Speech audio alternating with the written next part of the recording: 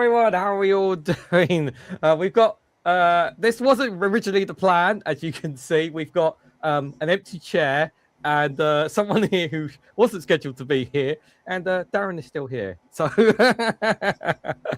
hello everyone. Welcome to the Roundtable. And we're also live on the BIN Podcast Network as well, just to kind of add to it as well, which is absolutely awesome indeed. So if you are regulars on the BIN Podcast, hello to you all. Hope you are all doing well. I was lurking a few times while I've been doing work in the background indeed as well. So just a quick run around. If you're not subscribed to the BIN Podcast Network, please do. And if you're not subscribed to my channel, please consider subscribing as well. Also, consider subscribing to this man to my right on your screen, named Blasé. Absolutely does fantastic content indeed. The Roundtable right winger. The Roundtable right winger, guys. Not the right wing as in politics, as in on the football. As in on the football pitch, guys. As in on the football pitch, you know. That's what he means. That's what he means. Soccer, as Americans don't know there.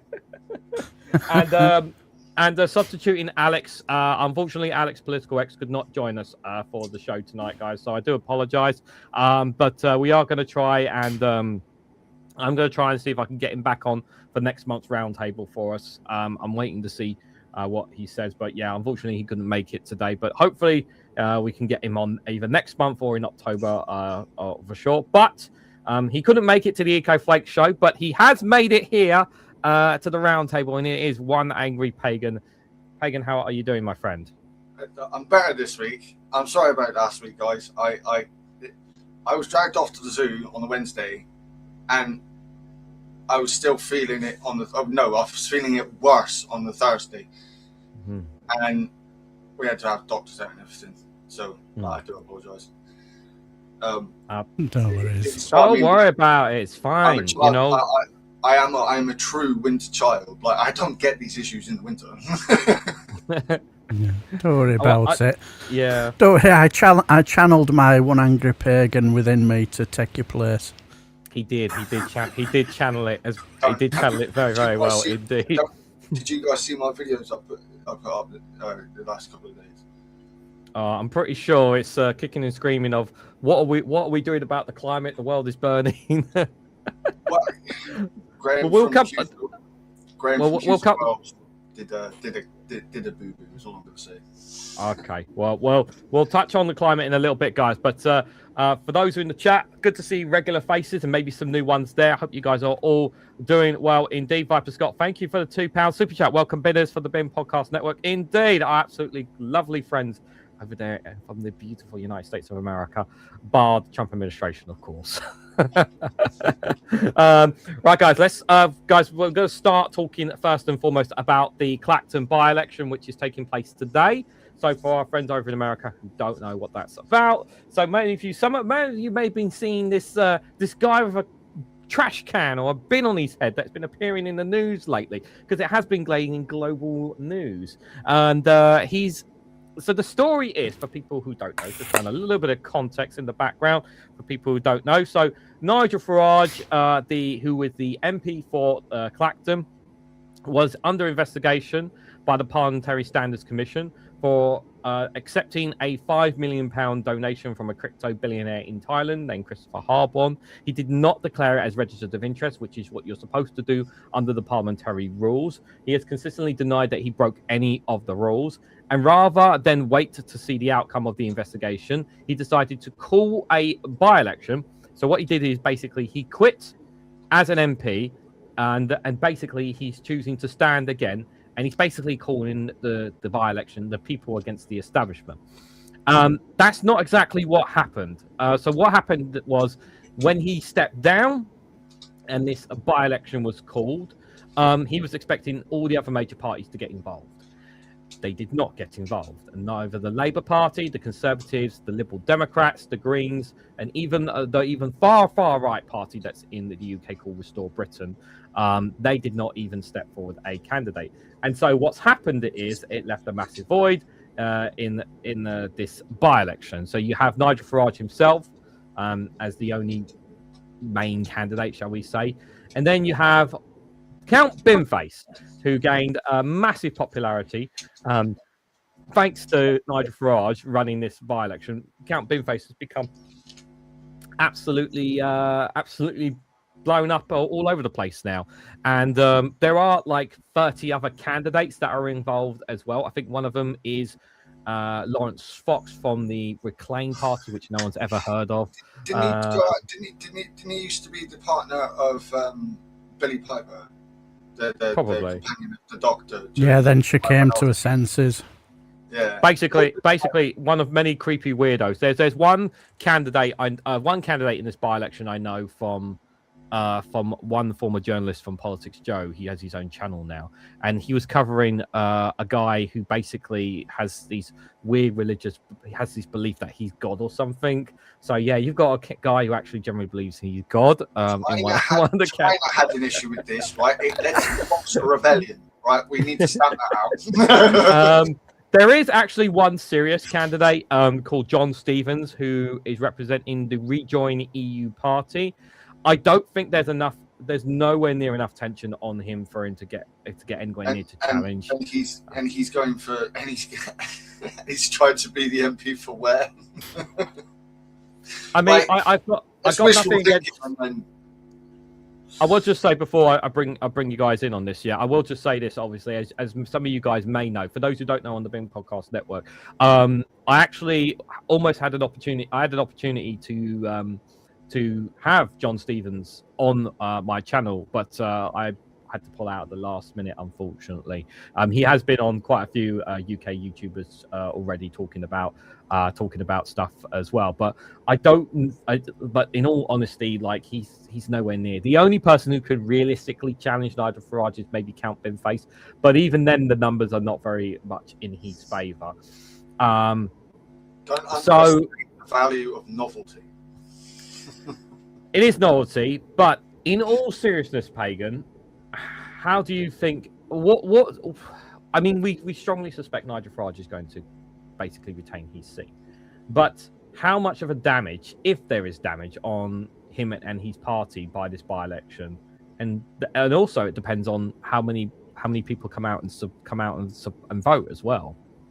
The trend looks down, in my opinion. From everything I'm seeing, like Nigel Farage is Colonel Runaway has done exactly what the name describes him as. He's called this and then fucking run away. Where's the campaign in Clacton? Like, Binface has actually gone there. Like, did you see the thing? The debate in the paper where like they asked Binface questions and they asked Farage the same questions. And go all the way to the end. Like, Binface was actually able to name places in Clacton, right? And right at the end, like, I think the question was something like, what would be a great night out in Clacton? Binface is naming off all these things, right? And for Nigel Farage, it says N.A. Yeah. All of us. If there is a 20%, if Nigel Farage gets less than 80% of the vote, I am going to wet myself. Let's put it that way. How are you feeling, Darren? Do you have any hope and optimism that it could happen? Well, it always reminds me of that. Is it Clockwise saying, John Cleese film? It's the hope that gets you. It's the hope that gets you. Well, yeah, exactly. The thing is, the damage is done now, isn't it? The damage is done. He's made a humongous ricket. He thought that the rest of the parties would follow him, play his game, and they didn't. And now he's basically going to have to stand next to Nick the Incredible Flying Brick, Baron Von Thunderclap, and Scruffy Loza Fox with Count Binface, and I think there's one or two other interesting characters in there as well. And he's going to try and paint that as a win against the establishment. And nobody's going to buy that. Nobody in their right mind is going to buy that. Now, he will, I think, chances are probably will win. But if he loses, he's going to lose. But if he wins, he loses, because he'll always be the one who fought a by-election against a man with a bin on his head. Not very prime ministerial, is it? Because I remember listening to Lewis Goodall, and they were talking to a few reform, people in the Know How Reform UK. At the start of the season, they were talking of, enhancing their growth, to be the party of government, and now they are basically that's gone by the wayside now. Is he still as unpopular even less popular than Keir Starmer now? I saw that. I don't know if he's less popular than Keir Starmer. I'm sure I heard somewhere he was now even less popular than Keir Starmer. And this is after somebody who's decided enough's enough. And he's gone on inside that place and said, right, that's it, I'm off. I wonder about that poll about Starmer, right? Because I asked people what they genuinely think of Starmer, just random people in the area, and most of it's mildly negative, right? Yeah. But nothing like you bring up Thatcher or Cameron or Liz Truss or Johnson especially, right? Everyone has got the worst things they want to say about him, the worst thing that anyone can say really about Starmer, just like the average person is. He looked like a rabbit stuck in headlights. That is it. Yeah. I'm like, so why is his polling so low?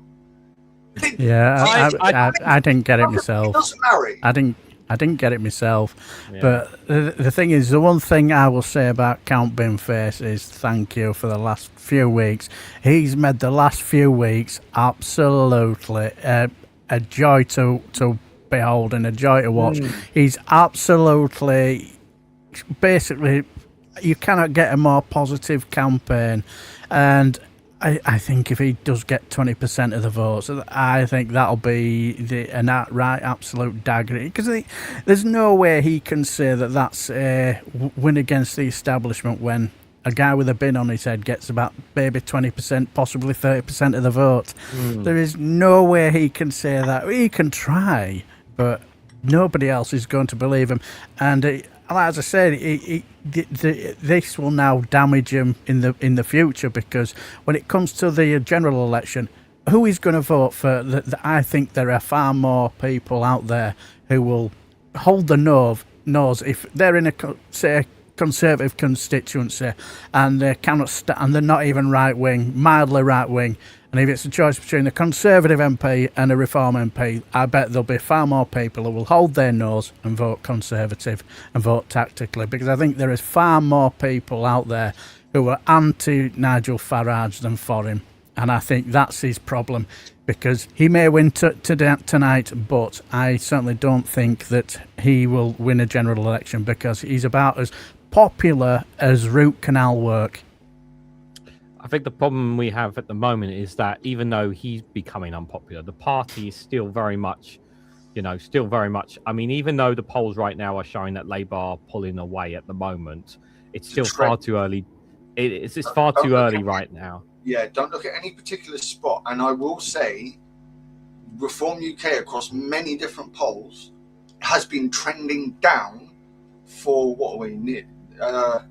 for nearly 9 months.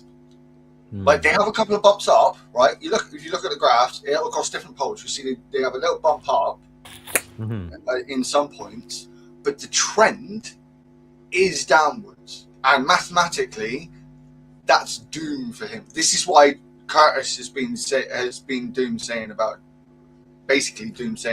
Farage. Well, we haven't seen them drop below the Conservatives yet.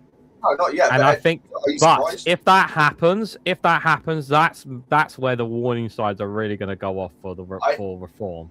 I think that just the trend going down, because we still got 2.5 years, 3 years before the next GE, like when it's supposed to be called anyway. Yeah. So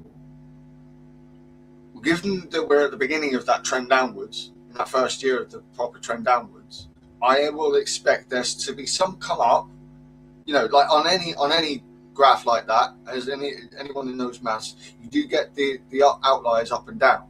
But you look at the trend, and Reform's trending is down. And it's not just for Farage. Look at the mess that Tice is in as well. Yeah. He's in a complete mess. He is now trying to sue the Guardian, for fuck's sake. None of the serious politicians in Parliament are trying to sue the fucking Guardian. Christ. Yeah, everyone is attacking Richard Tice over that, which is really, really nonsense. I think I don't know how many of you guys actually have been watching the interviews that Count Beanface has done. I really liked his one with Mehdi Hassan. I really, really liked that one because I felt like Mehdi Hassan was being his professional self, while Count Beanface was being himself as well. I really liked that one. He's one with the rest of his politics. The rest of his politics was a very good one as well. I did like that one as well. As the field commander of Count Beanface's army, I will tolerate no more slander. Your human Earth country now belong to us. My shield to the back. Yes, how dare you, Reganelite? How dare you say that he wasn't serious during his interview? Those were hard-hitting journalist questions, and he answered them. Not only did he answer them, which politicians refuse to do, but they were hilarious, showing that he used his intellect, his care about the neighborhood, and the placement of hand dryers in certain exactly certain toilets. He is specific in his advocacy, and I can respect that. The Bin Podcast Network and I, as its CEO and founder, fully endorse and support Count Beanface. Totally agree. MP. I was going to say, if there wasn't an endorsement from the Pin Podcast Network, there certainly would be questions. Yeah, if he lost us. Yeah. Yeah. I will say, Mikey, when you spoke about the hand dryer being in that dodgy place, have you seen that hand dryer where it is? That is incredibly dodgy. Disgraceful. Why would you put it there? Why would you put it there? I don't understand. I've seen that picture. I've actually seen pubs down here in Devon who have done the same thing. Little cottage pubs in the middle of fucking nowhere, and you go in there, and for some reason, the hairdryer is literally a foot and a half away from the urinal, and the sink is like right behind you. Why? What is the point? Yeah, because it kind of reminds me of that once I was at we call them working men's club, and all that. Well, there were a bit of a party there, and me and my two brothers were at this party. You're a hard-working man, working working man. It sounded like Paul Bearer then. I'm thinking, I'm just picturing boas everywhere. Welcome to the working man's club. You sure are a hard-working man. Yeah, it's just a weird turn of phrase. But anyway, we're in toilet, and me and my eldest, we grew up together. Whereas his youngest, I think he was born when I was 16, so. He didn't have that togetherness with us, and he's not as streetwise as us. We walked in at urinal, we noticed we had this air freshener thing there, slap bang right in your face, and we thought, no, give that a wide berth. So me and my brother thought, well, our James walks in, and went there doing his business, looks up, air freshener, right in his face. Target confirmed. Yes. So we need Count Beanface to get onto that. We need to move that air freshener to a more astute position. Place. Yes. It's domestic terrorism is what it is. Exactly. So right. I just wanted to say that I know you said Nigel Farage hasn't been in Clacton. He has been in Clacton, I'm afraid, Pagan. There was I don't know if you've seen the video footage of him being he was speaking to he had an interview with The Sun, and he was getting heckled by Go back two to your people. rich mates.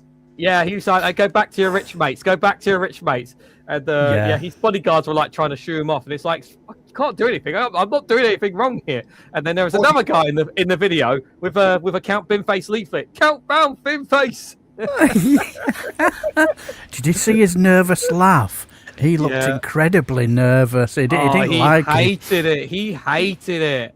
Like he can't, because the thing is, one surgery there. Has he had one surgery there? I've actually like RMP does surgeries. Like I can actually. So according to Graham Price has looked this up, because I did ask him about this the last time we did our Reform Watch series episode, and he said that apparently he doesn't actually do the surgeries himself, but he has a team in Clacton that responds to people's concerns. Apparently, I haven't looked in that myself. You have to ask Graham on that. But apparently there is a team that on his behalf that does respond to constituency issues.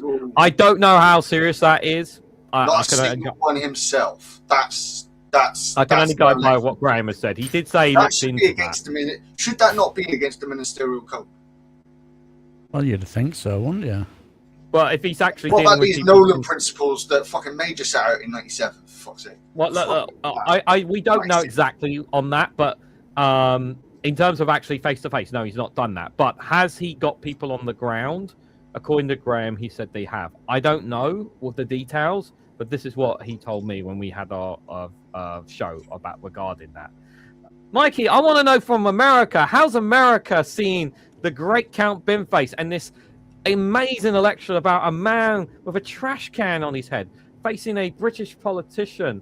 I mean, I've seen some footage in America about it. Like, how is America taking to this extraordinary intergalactic lord who could become the new MP for Clacton? You want me to be honest? Yep. Your government is like Harry Potter to us. We don't know what any of this shit means, man. It's all Hufflepuffs and magic words. We don't have MPs. We don't know what Clacton by the Sea is, and we just assume that is like one of your very, highly ornate detractors that like go to 10 down and like the dude with the bullhorn who's out there like every day, and everybody knows his name and shit. And I was like, I just thought he was one of those guys. It's Londonian. Yeah. We don't know. I don't think the American public really doesn't. They don't know who Frogage is. Like, I could put up a picture of him to 10 Americans. I would lose my house if one knew who it was. They don't know any of this shit. Over at the bin, we love you guys because we're friends with people that live over there, so we pay attention. From the politically informed people, we all know what reform is. It's just like the mega branch of MAGA. It's just the Elon Musk, the crypto, Sam Altman, Peter Thiel aligned, just kind of crypto bros trying to sink their teeth into politics and just, I want to say the R slur as loud as I can and not have to lose my job. Like, all right, dude, cool. I want a robo girlfriend. Dude, you could have already did that. It's called taking a shower and being nice to women, and then you wouldn't have to worry about none of this stuff. They make a Buffy episode like that. If they haven't, they could reboot it. But this is the same. But this, like, he is like our Ted Cruz. Yeah, him and Rafael Cruz are like the same guy. Sleazy, but not sleazy enough to really catch him. Yeah, but you know he did something. Just can't catch him in what the fuck he's doing. But I mean, Ted Cruz sat there and acted like, oh, we should suspend the election for 15 days to see if we should count. That was him in 2020. And then he was turning tail and running underneath into the tunnels with everybody else. Oh God. You know, so these are these kinds of people. So they're kind of runaway. Yeah, the same Ted Cruz that went on holiday when there was what was that? What crisis was it? That in Texas that happened? The polar vortex. They got hit with the cold snap. Yep. Oh, so literally. He was in the Bahamas somewhere, wasn't he? Like, He's a literal kind of runaway then. Let me tell you something. He was doing his parental duty. I'm sorry, guys. I made pork tacos yesterday, and they are fantastic on reheat. Oh, very nice. Ground pork is cheaper than ground beef by half. 3 pounds of ground beef was $24 fucking dollars. I was like, what? What? Wow. $24 for a tray of fucking beef. $24. The Trump tax. Yeah, the Trump tax. What was I talking about? Ted Cruz on holiday. Yes. Yeah, how dare you guys make fun of him? He was escorting his children who are college age to Cancun for spring break, and he needed to make sure that they got there safely. So he took a flight after they left to make sure that they arrived correctly, you know. Oh, okay. Yeah, that's understandable. You know, obviously, you know, your kids are out there, and then a crisis occurs, and then your first thought isn't obviously what's going on in your state. It's like, well, I better check on my kids. Let me just go out there and see. He had a parental instinct to, I need to get to my children in Cancun at the resort. Yeah. Yes, and make sure that they enjoy their holiday as well. I've heard of hands-on parenting, but that's a bit much. Yeah. Hit the nightlife as well. Make sure the nightlife is to their standards. Ted Cruz at disco lot.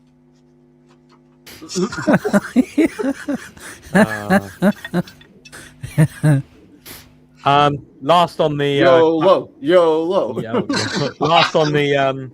last on the Clacton by-election. So, are we going to get another by-election coming up then? Pagan, Daily, do you think we're just going to have another one straight after once the investigation is done then? Yeah.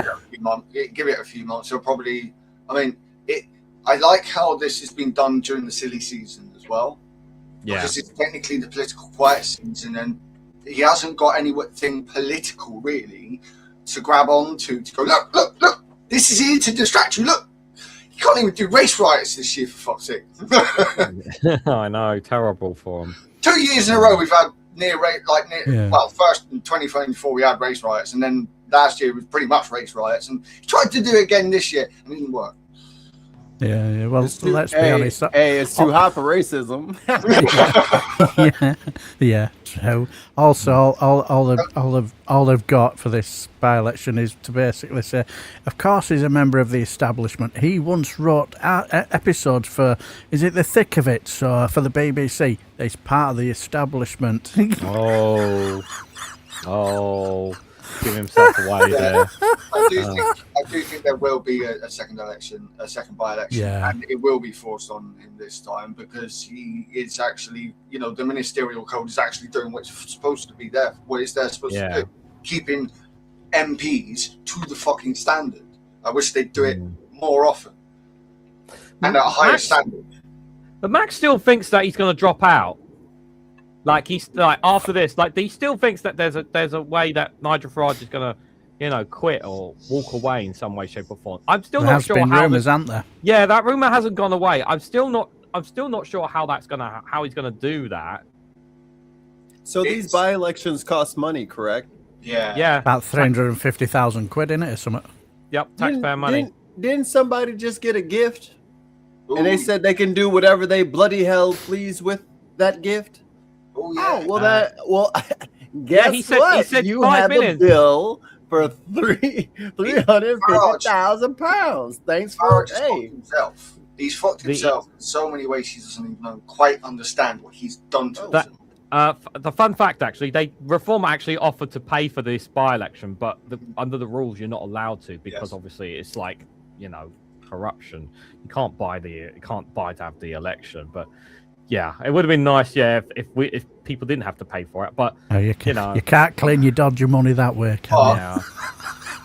It will be the case. He's done this to try and escape being held to account, and he's still going to end up being held to fucking account. He has not helped himself. So I would say make him pay for the thing too. Well, what up, Taz? I said it over on the other.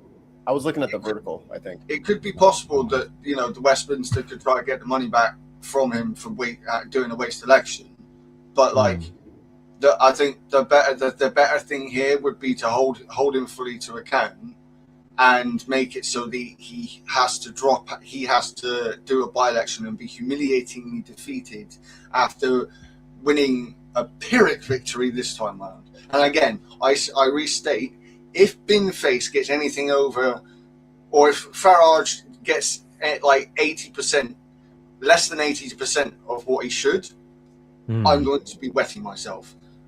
Yeah. I think, there's going to be a low turnout for this by-election. Like, that is for sure. A lot of people are like... And besides, because of the weather out there, it's so fucking hot. Fuck that. I'm not going to go to the polls in 35, 36 degrees Celsius. Not only that, but it's fucking flat. I'm gone. Flat on that side of the island. Like, at least on this side of the island, we have hills that make wind. Well, yeah. Well, for those who don't know, for those who don't know, today the UK hit a new temperature record today. 38.1 degrees Celsius was recorded. So what is that in freedom units? I don't know actually, guys. How many bald eagles is that? Someone calculated what that is in Fahrenheit. For our American friends. Isn't it like 100 something for 40 odd degrees? Is it 40 degrees? Something like 104 Fahrenheit, something like that. Say it again. What's the 40 degrees C? Is that around 104 Fahrenheit? 40 is 104. What was the number you said, Reagan? 158 Fahrenheit is what he just said on Google. Well, no. What the fuck he say? Like what? No. Where's Nick Abbott when you need him? What was the number in Celsius? 38.1 degrees Celsius. Okay. No. In Fahrenheit, it says 100.58. Yeah. Yes, Fahrenheit. Yes, so I was like 158. You are dead. Yeah, double dead. Hot indeed. Oh, that is the max. We had 35 stove handle. Yeah, we have 35 here where I am specifically, but in southeast London. But yeah, there are parts of London hitting 38, and it has been more than 2 months specifically where I am without rain. We've not had rain for 2 months. We are forecasted to get rain at some point next week, but every time it forecasts rain, they end up changing it because it's too hot for the clouds to come. So it dries up, so you don't get the fucking rain. So I don't know when. Here in the southwest, we've had a couple of spots of rain every now and again because, on one side we've got the Atlantic Ocean and the other we've got the English Channel. So, yeah, down here it's been more like 26, 27 degrees. It's still bloody hot, but like, you've got the advantage of the coast, obviously. We are just a bit further away from France as well here in Devon and Cornwall. Where if you go further east and north, because you're all northerners, like you actually get closer. Like the gap. Well, you are the gap. Geography wise. Us from top north, where we love is gravy. The further north and east you go, like the closer you get to France, and that's where a lot of the easy transfer of heat comes over from the continent. That's why that's partly why it's less hot here, even though you think being on the southernmost part of the fucking island, we aren't as hot as London, which is like 25 degrees northeast. You know, like but obviously the big concern that I have is obviously because we've had more than 2 months. I don't know if we've ever had a period where in my lifetime that I remember going 2 whole months. I mean, it's been more than that now without rain, and you can clearly see it everywhere around us. Oh yeah, and it's so easy that someone can start a fire, and we've already seen so many. We've already seen so many examples already here of, houses being lit up just like that. Wales. Yeah, and and of course the wildfires. There's been a lot of wildfires, of course, because of this as well. And the other thing as well is that when the rain does come, it's going to take a while for it to get embedded back into the surface because could cause flooding, which was another thing mentioned. The chances of flooding exactly where I am are low because I'm actually at because where I am specifically, I'm actually quite high up in terms of in your altitude. ivory tower. No, not that high, I'm afraid, but I'm afraid not that high up. But I'm more concerned about the fires here, me specifically. It's just because, there is like a small forest literally up the road from us. That's like it only takes one fucking idiot, to start a fire there. This kind of feeds into my video, the videos I've done over the past couple of days. Because do you know what protects against flooding? Roots. Marshland. Beavers. Do you know what? Do you know what the government's decided to do? Allow building a solar farm on fucking marshland. No, now, that marshland is busy.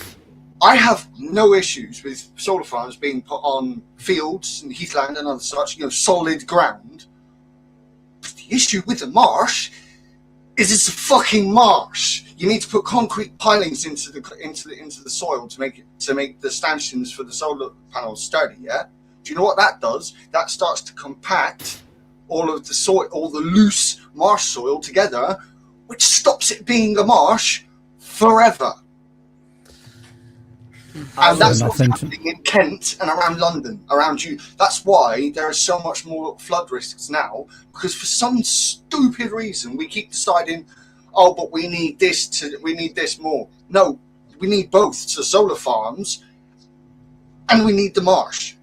Would you like to know something that's even better than all of this, guys? Our water bills are going up. It was announced today by our water companies. Well, hey, yes, everyone, and this is every single water company in England and Wales. It's been announced, and I've got a video dropping on Saturday about that. So I'm sure you all are looking forward to increasing your water bills. Yes, sanitized water. Yeah. Who in the right mind would decide that? I know. Let's sell our water. There's a good reason, Darren. They want to build. It's going towards some of the data centers that they're going to be building in the parts of the UK apparently. So that's one of the reasons why they need more money from us apparently. So why are you mad? Like I said, I have 2 videos over the past few days, and they were kind of directed at Graham and Phil in turn because they were the ones who brought all stupid arguments. But I also understand that it's going ahead. I can't really argue. There's no point in really arguing against a specific project now. What I am arguing for is to not do it again in the future. We need these ecosystems, not just because there are only remaining bits of biodiversity, right? Here's a fun fact. This island has less biodiversity than the Sonoran fucking desert. Mikey, Viper Scott's asking, ask them if the Count Binface policy of if MPs resign, can he run in the same seat again? It's simple to change it. So if they do another by-election, can Binface just show up again? Yes. Yes, he can. And he will. Yes, he will. Season 2, baby! Season 2! So, yes, if we have another by-election, which is what we're fully expecting to happen, then yes, we will have another campaign of Count Binface. You'd have the support for it, but this time round there would be serious candidates. All the other parties would actually get involved in the next one. Yeah. So they'll have the Bin Majesty. That is the. Yeah. He is there for all the important ones. Andy Burnham's by-election to even get in this year. Yeah, Binface was at that one. Boris Johnson's former ones. Yeah, he was at them. Cameron. No, Cameron's gone before he came up. May possibly. Yeah. Good question, Chris. They should be paying for it all. The argument, it's specifically the data center point is, so they're going to leach. The honest answer is they're leaching off our water in order to for their data centers. This is literally what it is. My understanding, I don't have confirmation of this. My understanding is that they are paying for all their data center infrastructure and upgrades and whatnot. But the water, obviously, they need it from, guess what, us. Even though we're already struggling enough as it is, because there is literally there was a burst pipe, and there was a burst pipe in Essex and parts of London, guess what? They have no water. They've got no taps. They've got no showers, and they're queuing for bottles of water. There was one story from the BBC where literally a woman was filling up her toilet with tons and tons of liters of bottles of water just to do one flush. But yeah, apparently it's justified increased water bills. So this is the future we signed up. This is the future we all wanted. Everyone, getting their pail to fetch water for the toilet. Oh, how we have progressed. Aren't we so impressive now? Oh, Do you know yes. what the deal was between Thatcher and the companies when they first privatised water? That they would pay for infrastructure upgrades. Now look at them. I thought Elon Musk was going to put data centers in space. What happened to that idea? You can't even get into space. What are you on about? So, yeah, put it in space so that it can just, get hit with a grain of sand at 7 trillion miles an hour and detonate. That's even if he's able to get into space. You know what? I'm just telling you what he told me. You just opened up a whole new stream of revenue for me. Hi, as the future leader of this dirty little brown rock we call Earth, all companies, if you want to keep your companies, headquarters, business, warehouses, logistics platforms, if you want to keep them on the surface, you're gonna pay taxes. If not, we put you in low Earth orbit, and you can have your whole business up there. But then you have to worry about the dangers of space. But if you want to be down here with us, you're gonna fucking play ball. You're not gonna poison the fucking air down here, or we're putting you back up there. Yeah. Okay. And you better hope a little micrometeorite doesn't just destroy everything. Yeah. And don't start building on the moon either. No, you leave the moon alone. Yeah, what has the moon ever done to deserve that? We just had an eclipse as well, so don't touch our moon. That's like the moon's birthday. I mean, When it comes to happy birthday! We're putting a refinery on the moon. if we talk about mining in space, I am for. And a lot of people try to argue this with me, but if you look at it in the long run, it's actually more ecologically friendly to do this. Develop an easier way of getting up to the moon and use the moon as a launch pad to then mine asteroids. You do realize there's an asteroid out there that is richer in iron than the entire fucking planet. Yep. Well, maybe not iron, but definitely like palladium. There's like a city-sized chunk of platinum out there just floating around. There is I'm saying our core is iron. Yes, but what I'm saying Good luck. I'd rather mine these asteroids. Than our fucking planet. Well, they're going to dig into it at some point anyway. Didn't you see the film The Core? They went all the way down there, didn't they? Well, that's where we're all going to live very soon. Again, scientific forays underground to see what it looks like down there, so we can understand it better. That's fine, right? And tapping into it for geothermal energy. I haven't got a problem. That's what they do in Iceland. When it comes to mining stuff like iron and nickel and stuff that we need a lot of, there are asteroids full of the fucking stuff. Well, how about I'll meet you in the middle? How about they can fucking, if you want your space station, go get a fucking asteroid, build a fucking refinery, and you do that shit. You do that shit in space. Go get your materials. No, you need the moon as a launch pad to do it from, and you wouldn't even have to do it on the side of the moon because you got to remember the moon is tidally locked. Yeah. So why didn't you just put the launch pad on the other side of the moon where we can't fucking see it from down here? I don't want them dirtying up the other side. I figure one day maybe it'll turn around for its birthday and then let us see the other side. Again, I would much rather see these asteroids mined than our planet. Yeah. Speaking of I mean, has the heat been as bad in America? Like, have you guys broken any records out there, or has it just been, or are they normally around the same temperatures that they have been, or is it definitely been more? Illinois is at 200 tornadoes this year. Oh, I was gonna say, yeah, the other weather events have definitely been worse. So like it's like the heat wave out east was bad, like in New York. Like Tim's out in Connecticut, so he's out there by Atlantic Ocean and shit. I'm way in the center of the country, off the Great Lakes, and like I'm Great Plains touches Great Lakes, so we get a lot of wind coming in from Nebraska and Iowa and shit like that, and the jet stream has just been slapping cold air on top of these gross air fronts, and it's not just unbearable heat. I mean, I wish I could show you guys. It's raining again. It has been like the third, fourth spring for us. The rain won't stop because all of the heat is getting blasted with the jet stream, which is sending cold fronts onto warm fronts, which gives you storms, which gives you all this mess. So we got flooding downtown, a lot of places like we're losing power and stuff like that. And I know you got like the way homes are built here is so different than there. And like, it's hard for us to understand you guys and stuff and vice versa or whatever. Yeah. But like for us, like if you have basements, like a lot of people have basements, you have a sump pump. So there's a little trench dug out underneath your basement, and it's gravel and shit like that. And it goes into a collection bucket. That collection bucket has a submersible pump in there that goes to the curb. And that's just what you do out here because it's super flat. There's not a lot of gradient to get the water away from you. So everybody has sump pumps. Well, what happens when the power goes out?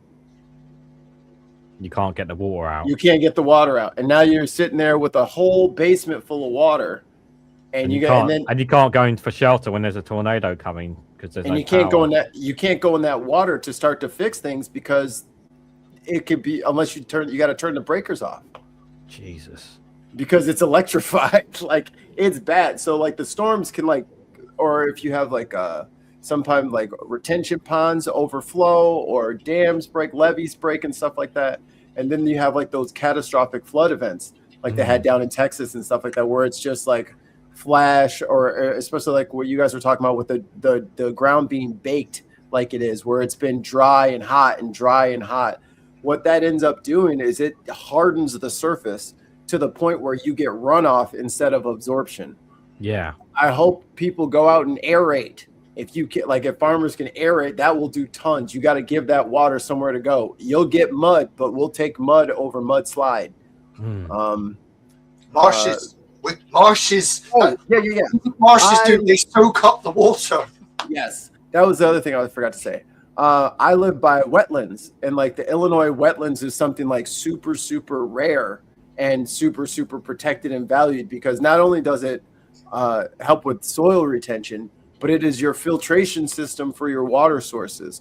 All of those little reeds and plants and roots and bugs and insects and little critters and all that stuff, they clean the water. They get rid of a lot of that stuff. So we protect it. We don't want a lot of bad stuff going in there, but they also make sure that the water is healthy and not just a giant mosquito pond or something like that. It's a thriving environment with like minnows and bluegill and large and smallmouth bass, crawfish, frogs, all that shit's supposed to be in there. But we got Asian carp everywhere now and fucking plecos for fucking pets being Lego. So, shit, man. So we are moist. It is fucking bright green out here. It looks like April. Yeah, because I must admit, my wife, she's holidaying in Bournemouth for this week, so I've had the house to myself. So been doing.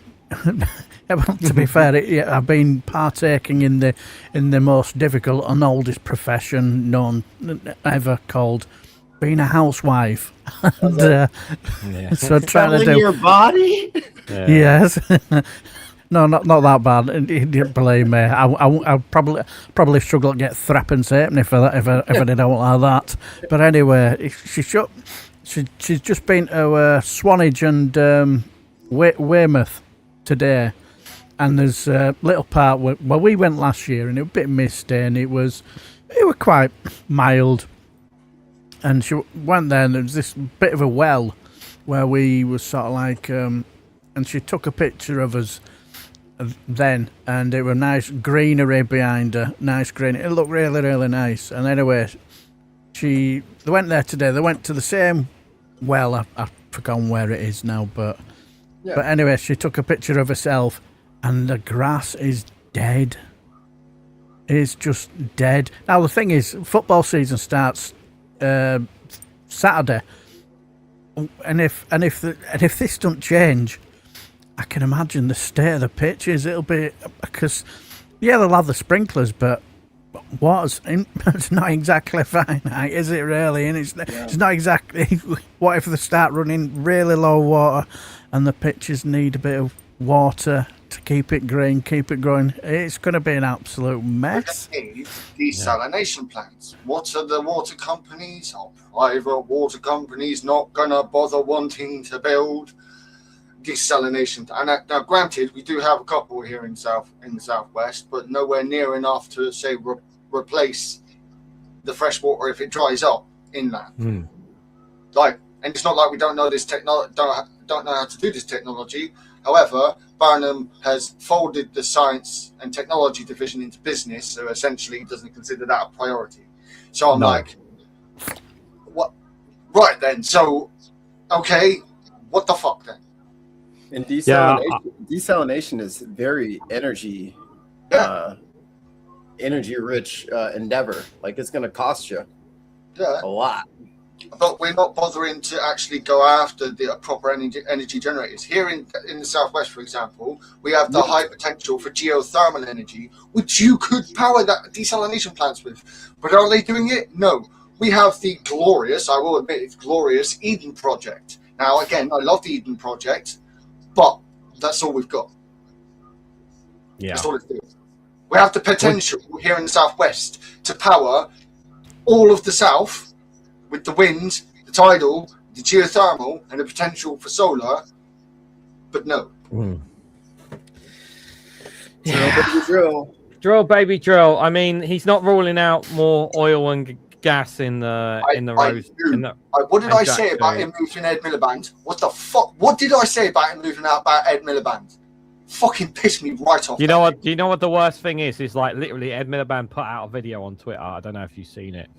And he's literally talking about the climate crisis, and it's like, yes, he's gonna be bringing, as foreign secretary, he's gonna be like bringing nations together and everything. And it's just like, yeah, mate, what about what's the UK government doing?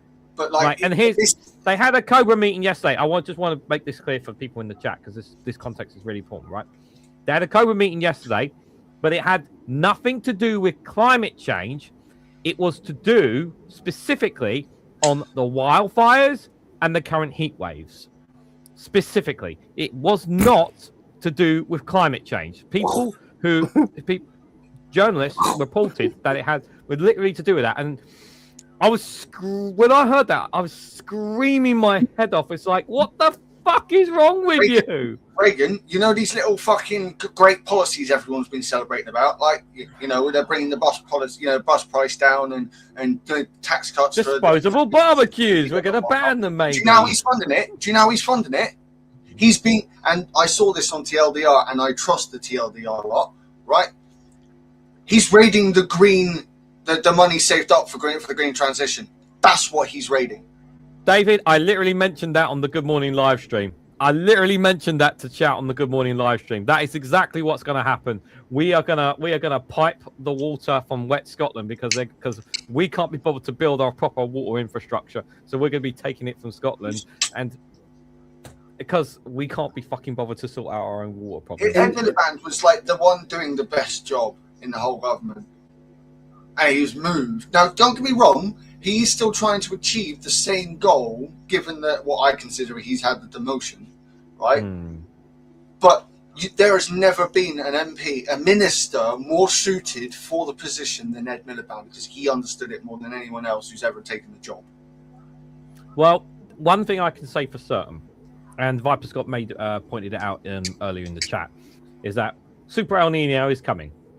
And I hope we are all looking forward to it, because not only is the planet going to get very, very fucking cooked when it does happen, we're going to have a lot more storms, a lot more tornadoes, a lot more hurricanes, a lot more typhoons. El Nino, you're going to have El Largo. Oh, El Gordo. Super El Nino. And Nino means small. We out of small. El Gordo, motherfucker. We're going to have El supersized mega ultra Gordo. I just want to make it clear to people, it's only when a massive excess amount of people die that maybe politicians will actually wake up and say, oh, we actually need to do something. So many people are dying. People are getting upset. We need to do something about this. So I'm really angry because I feel like that next year it's going to be, we told you this was going to happen, Andy, and you didn't fucking do anything about it. This is right now, this feels like the one thing he's not paying attention to. Like, he's doing other stuff. He's doing small bits and bobs, and he's constantly talking about the cost of living crisis. But the cost of living crisis is linked to the climate crisis. They are linked. So why would you not address this? See, like, he hasn't even done, as far as I'm aware, and chat, please correct me if I'm wrong, but he has not done a single social media clip regarding climate change. He might have done one about the wildfires, maybe, but I haven't heard him mention a single thing about the climate. He's been pissing me off ever since he took office. Like, essentially, what I'm seeing right now is he's sacrificing long-term funding for short-term sweeties. Yeah, and Phil wasn't even able to argue with me on that fucking one. It's pissing me right off. Yeah, like you know that my main, when it comes to politics, my priority is the land and the environments around us. Yeah, like, and do you know what? Star was starting to make some headway. There were areas he was fucking up, sure, but like, you know, they were, at least Starmer was able to be argued into a different position. Burnham's going, no, I don't give a fuck. No, I don't care. I don't care what your argument is. No. We need the solar panels wherever we can. No. I don't care if we're fucking up a marsh. No, I don't care. Right? This is what pisses me off. So yeah, I think what we're all kind of going to be distilled into eventually is it's not so much going to be this like reactionary politics, but this pragmatism is already starting to swell up from the ground, where all of the previous lies for that usually work for forever wars or for deregulating an entire a new segment of the economy, all of that stuff is not passing the smell test anymore. You know what I mean? So like at some level, and this is what I always ask people about, like these billionaires and stuff. It's like, okay, you ruin the earth, you ruin everything, you ruin the climate, you ruin the stock market, you ruin the trade markets, you ruin all this stuff, and then what? And then what will you have at the end of this grand experiment that you've conducted? Nothing. What are you going to do? Go to the fucking beach? What, have somebody make a meal for you? If the whole rest of the earth is in chaos, what is it exactly that you plan on enjoying? Because it's people that make this place worth being here. So what is your plan? What David has just said there has me fucking... He is opening up the Jack Do gas fast fields fucking madness. It is fucking madness. Absolutely. Thank you for the super chat. Yeah, it is fucking madness. And this is the thing. It doesn't do anything for our energy bills. Anyone who keeps saying that it's going to reduce our energy bills, it's fucking lying. It doesn't even go into our coffers. It just goes onto the global market. Do you know what the argument is? Reagan, do you know what the argument is? We tax it. Don't we pay them? We subsidize these fuckers to drill. Yeah. The argument we get back is, oh, we tax it though. We get a lot back in taxes. Oh, do we? Yeah. They put the taxes on there. They put the taxes on the oil, and then they fucking apply that to the price.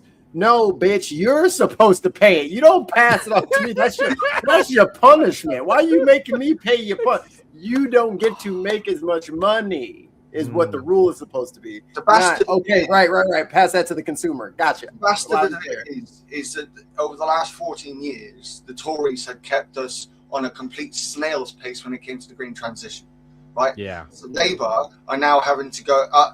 I understand the argument that Phil and Graham will come across with saying, look, the Tories held us back. We need to now fast forward. But I will not have people saying that it's a trade-off. It's a pragmatic trade-off. It's not a trade-off in the slightest. We will sacrifice our natural ecosystems to put these solar farms up because of poor placement, poor energy infrastructure placement in the past, and we can't be bothered to get them to put it somewhere more sensible. Like not on a floodplain. You're right, Witchigoff. We do need oil for plastic. The problem is that that oil doesn't go to us. It doesn't even go to Scotland, who it belongs to originally. It goes onto the global markets. We literally buy it back. It doesn't even go to us. That's the way it works. That's how it works. You guys treat water like we treat medicine. It's ridiculous. Yes, that is a great analogy of it. It's the perfect fucking analogy. Fucking invented here, made here, manufactured here, shipped all across the world at 10% over cost, sold back to the American people at 700% cost. It's the dumbest shit. Look what Vitus said. Osborne made it that we got less tax from oil. So when we keep shouting, so they put more money in their coffers. When we on the left say in this country 14 years of Tories, there is a fucking reason for it. Oh dear. Drill baby drill, world baby bird. Why don't we just do fracking? Let's just do fracking at this point, because why not? Yeah, might as well. Because go ahead, dude. I was just about to say, because one of my favourite radio hosts is a guy called Nick Abbott. You guys might have heard of him. He does 10 Will 1 on LBC, and he talks about the environment. And one of the things he always says, when the water is wafting up your nostrils, and he basically says, what did you do about it to stop this? When the water's wafting up your nostrils. And it just seems like short term gain for long term pain. Is that it? Sorry, I do apologise. I've just seen what Chris has put. No, total tax receipts from North Sea production in 24-25 were £4.4 billion. In the same period, the UK government provided an estimated 3.6 to 7.5 billion in subsidies to fossil fuel companies. What the fuck? Chat, make it make sense. Make it make sense. Please. You can't. This is why I am one angry pagan. We make no tax from the oil. Look at what Osborne did on oil taxes in 2012. Thank you again, David. Appreciate your support. Like, I am so pissed off. Yeah. Do you know what pisses me off more? We have a lot of the scientific knowledge about climate change. Do you know where that was initially discovered? On these fucking islands. Why do you think the billionaires are making bonkers and all that sort of stuff now? Well, they can make as much money as they can. They just can't take it with them when they're dead. This is the thing they don't understand. But here's the thing. You're not going to have anywhere to spend the money. You can't go to a nice vacation, a nice restaurant, buy something new and fancy. There's no innovation right now. Everyone's in fucking hunker down survival mode. There's no the creativity has been stumped. The innovation has been snuffed. No infrastructure. Where's the infrastructure? It is crumbling around us. I want to argue with your point just from one aspect. Yeah. And it's from a legitimate point as well. There are a lot of people who are very innovative. However, what we do, I would change what you said to the state is not bothering anymore to utilize its innovative people. There are millions of innovative people in all countries of the world. Yeah. The state has decided that since the 80s, when Thatcher and Reagan went, small state, that's what we need, right? And it infected everywhere. And it's like, this is what happens. when Yeah. you have small state. Ken Clark, was it Ken Clark, the former Chancellor for the Exchequer under Thatcher, Yeah. right? One of the ones who was all big on small government and all that, right? During the Brexit referendum, he literally came out and said, "We made a massive mistake," and the Americans led us into it. And the thing is, like, all of our good nature and stuff like that, and all of us knowing what the right things to do, that's most of the battle, right? But then the other half of that is enforcement. Every time that these motherfuckers did something that was counter to human survival, there should have been massive punishments for this thing. I'm talking jail time. I'm talking split this company up, sell all of the shit that you got in here, and you better not sell it to one of your friends. I'm looking.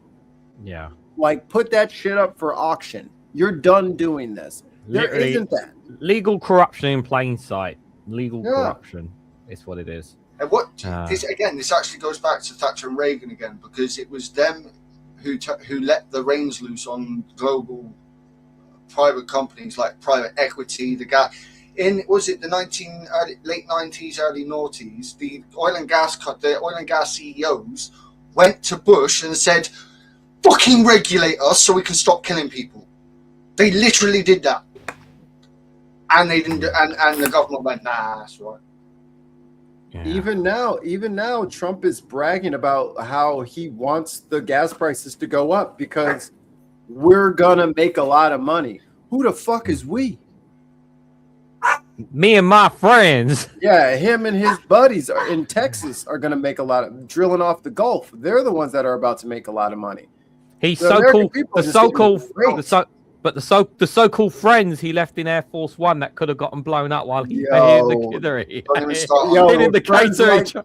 Yo, friends like that. Yo, you hopped in a catering truck and left me in the blow up Force One? Nah, brother. We're not cool no more.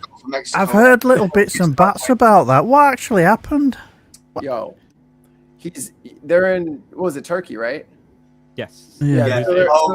From So they're Turkey in- to the UK. So they're go on. in Turkey. And then, the little red bat phone goes off. Mr. President, do not get into the Qatari plane.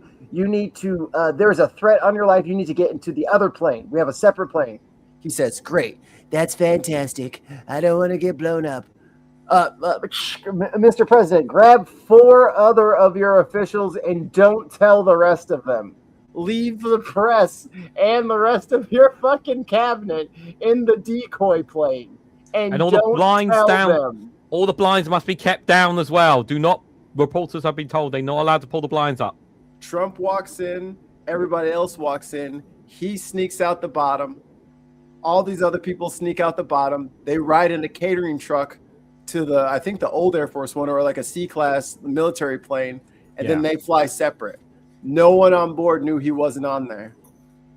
Yeah, and then they got to what they did, they got to the UK, and when the plane got to the UK, this is the part that nobody knows yet, is they got him back on board and then he came off. Yeah, they tried to do a switcheroo. This sounds like something a former. I really want to know how the Washington Post knew about this. This sounds like a former boss of a cartel's kind of MO. What was his name? El Chapo. This sounds very El Chapo. Just saying, it's very, very El Chapo. I think I covered it. I think I covered the story yesterday, like showed some of the video footage. But I know some people thought it was a tiny catering vehicle. It wasn't. It was quite a large one. I mean, when you've got to put, it has to be quite large because Donald Trump would eat a lot in that catering. Plus, you also have to understand, guys, he has a lot of weight on him. So if it was a small one, it probably would have broken down if he had sat in it. I have a better question. If it's a tiny one, if it's one of those tiny, they say it was tiny. If it was tiny, does that mean it wasn't tiny?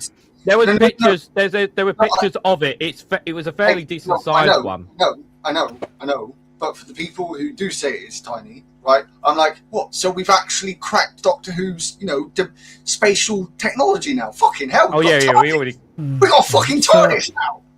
So bollocks.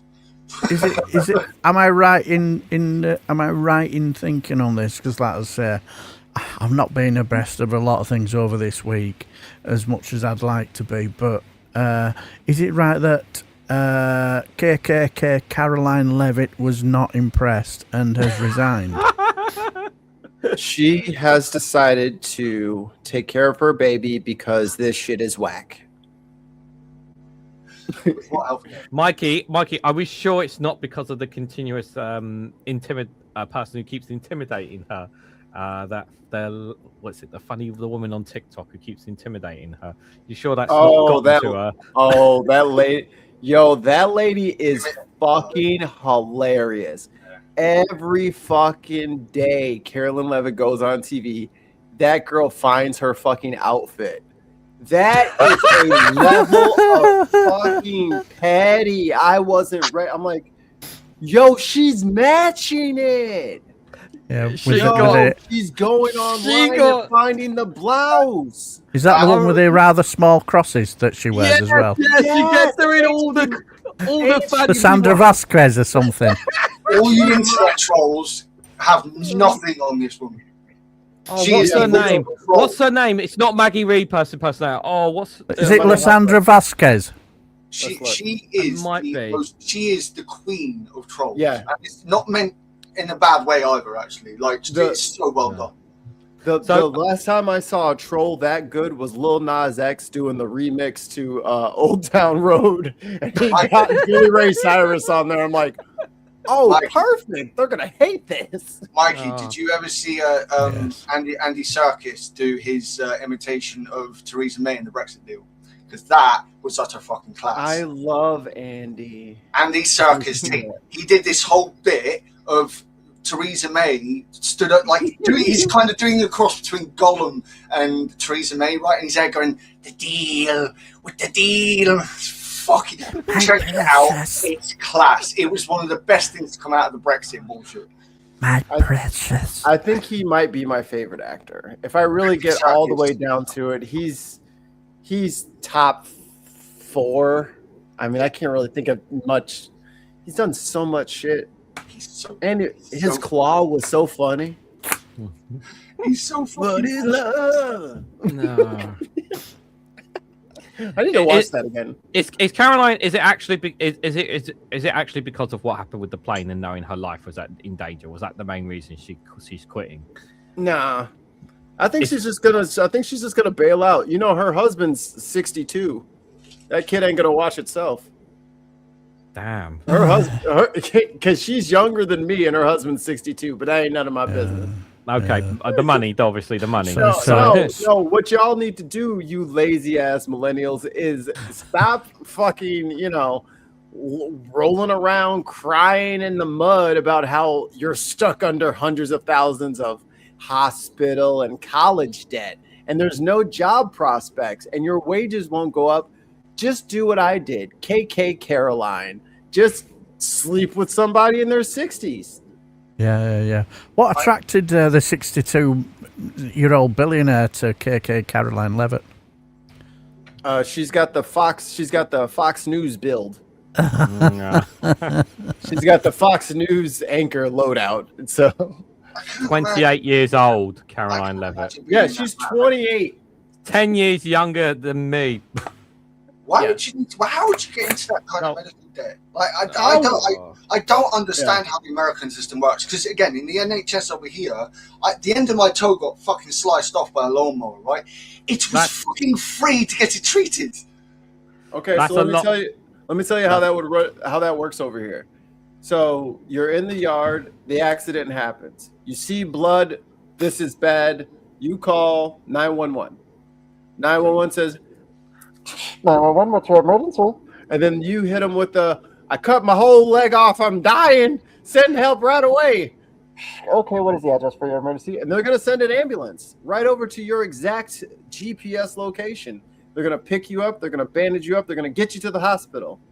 Keep that in mind. That's part 1. Now, you're going to get, they're going to come in and they're going to intake you, so you got to get all your information, so your medical insurance card, your ID, banking information, and what your preferred pharmacy is in case you have any medications. You got to fill all that stuff out, and then they're going to need to know your medical history, your family's medical history, allergies, and pre-existing conditions and comorbidities. And then while you're doing all that, and probably maybe an hour from then, somebody will come and see you. This is the fully paid for. This is the system you have to pay for. Now, if you're bleeding profusely and like you need ER stuff, oh, well, then you can skip all of that stuff for now. They'll take you right to a room. They're going to stitch you up. They're going to do what needs to go. But that ER trip is way different. So just that little incident we just talked about, let's say you needed 20 stitches or something like that, round of antibiotics, and they're going to send you out with like some painkillers and antibiotics for a script. That's easily 20 grand, brother. Wow. It's gonna, that ambulance ride is going to be $1,500. Your pills are going to be at least $200, and then like so then there's going to be a hospital that's going to charge you, and then the doctor themselves is going to charge you. Yep. Wow. Like, see, that's with insurance. Over here, I went, you know, I went taken to Torbay Hospital. They asked me what my name was, and my information came up on the database. Mm-hmm. Did they look at you funny when you said one Angry Pagan? Well, no, but came right up. But still, like, oh, it's a crazy one. My date of birth, my name and my date of birth, right? And then they were just able to bring everything up. Like, haven't you got some of the best computing systems in the world over there? Correct. So yeah, it doesn't. And look, and that was a smoothed out, no interruptions, no arguments, no big deals, no none of that kind of stuff. Like, that's what it costs here. So that is why people here, people keep telling me, no, they'll never take Medicare for all. I'm like, you don't know what it's like out here. You don't know how many motherfuckers are walking around right now with a shoulder that's not set right, a knee that needs to be replaced, a hip that needs to be replaced, and they have to work. It won't surprise me. They're just working through the pain and chronic illnesses and all that shit. Yeah. Eventually, they're just gonna be like, you know what? I don't care if it's motherfucking Clifford, the big motherfucking red dog. If I get some fucking health care, I'm down. This it's bad. Some of the most dangerous animals in the fucking world that can turn up in your back garden. Yeah. Yep. What the kind of America? Pagan, we already knew this. This is the American system. It's not a fair system. No one's debating it. It's not a fair. It's not a fair system. Everyone knows that. It's different when you actually get this in a direct conversation here, right? I'm getting a better understanding of the situation right here. Yeah. All I will say is that thank God I don't live in America, because like in 2016, 2017, I slipped on a bit of black ice, and it turned out to be a trip to about 4 days later to Leeds General Infirmary, where I had to have a disc removed out my back because I had suffered from something called Cowdy-Aquina syndrome. So I had to have a 3.5 hour operation. I had to be taken to the hospital and all that. And I'm thinking, and I'm taking medication, you know, strong enough to stop and push over a rhinoceros. And that's most of it. And now I've got I've got stuff like high blood pressure and all that sorts of. Yeah, no, as laid back as I am, I do suffer from blood pressure and all that.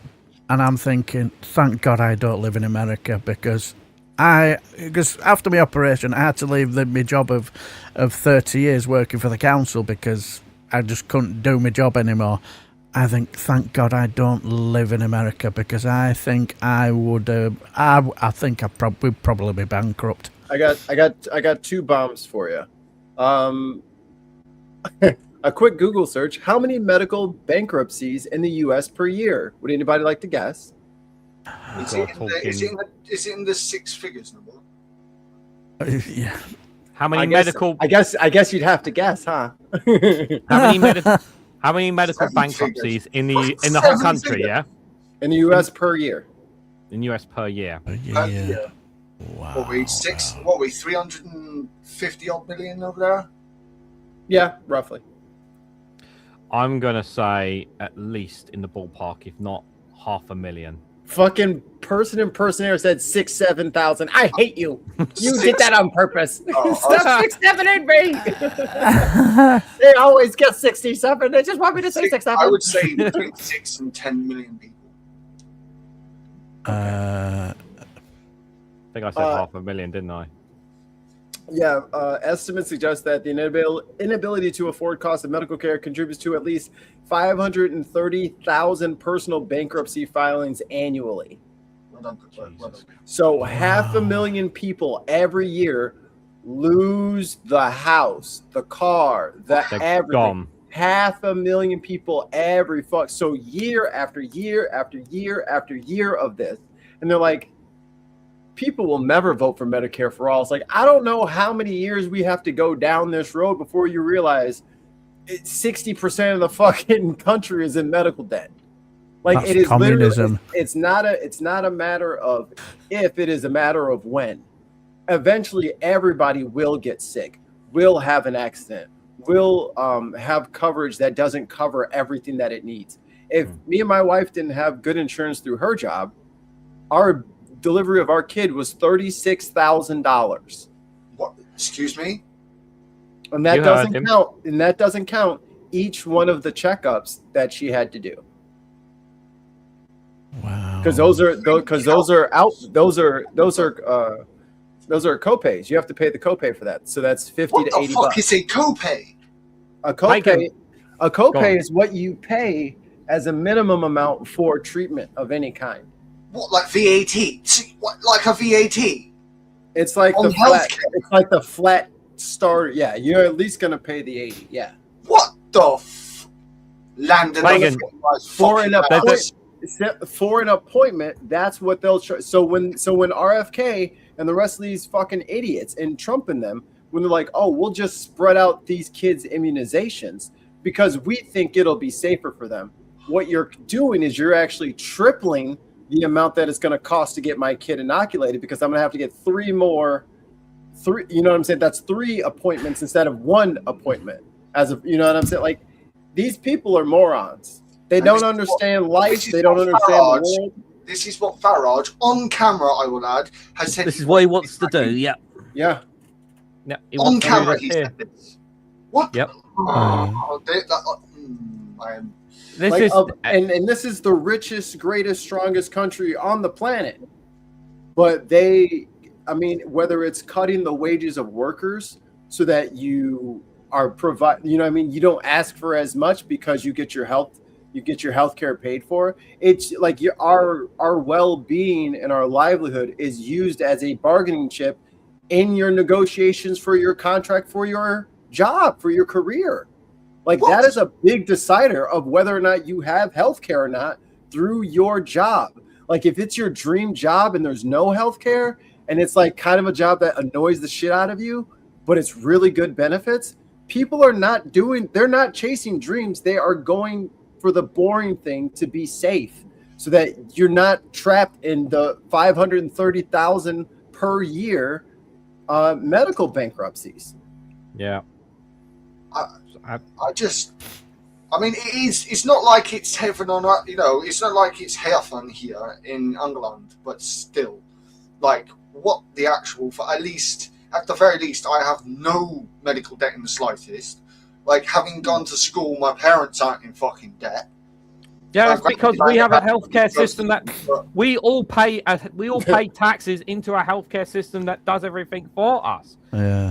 That we have a system. But so do we, because all these fucking healthcare insurers get the fucking the Medicare subsidies. So they are getting government money. They're getting government money to keep the costs down because they would be charging us more.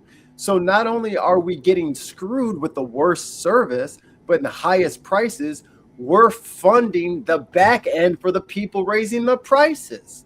Yeah. I dread to think what my operation would have cost then. Jesus Christ. I think Mike Dix, I was talking to Mike Dix that one time, and he was like, well, what would happen to me if I got cancer and I didn't have insurance? I was like, you wouldn't get treatment.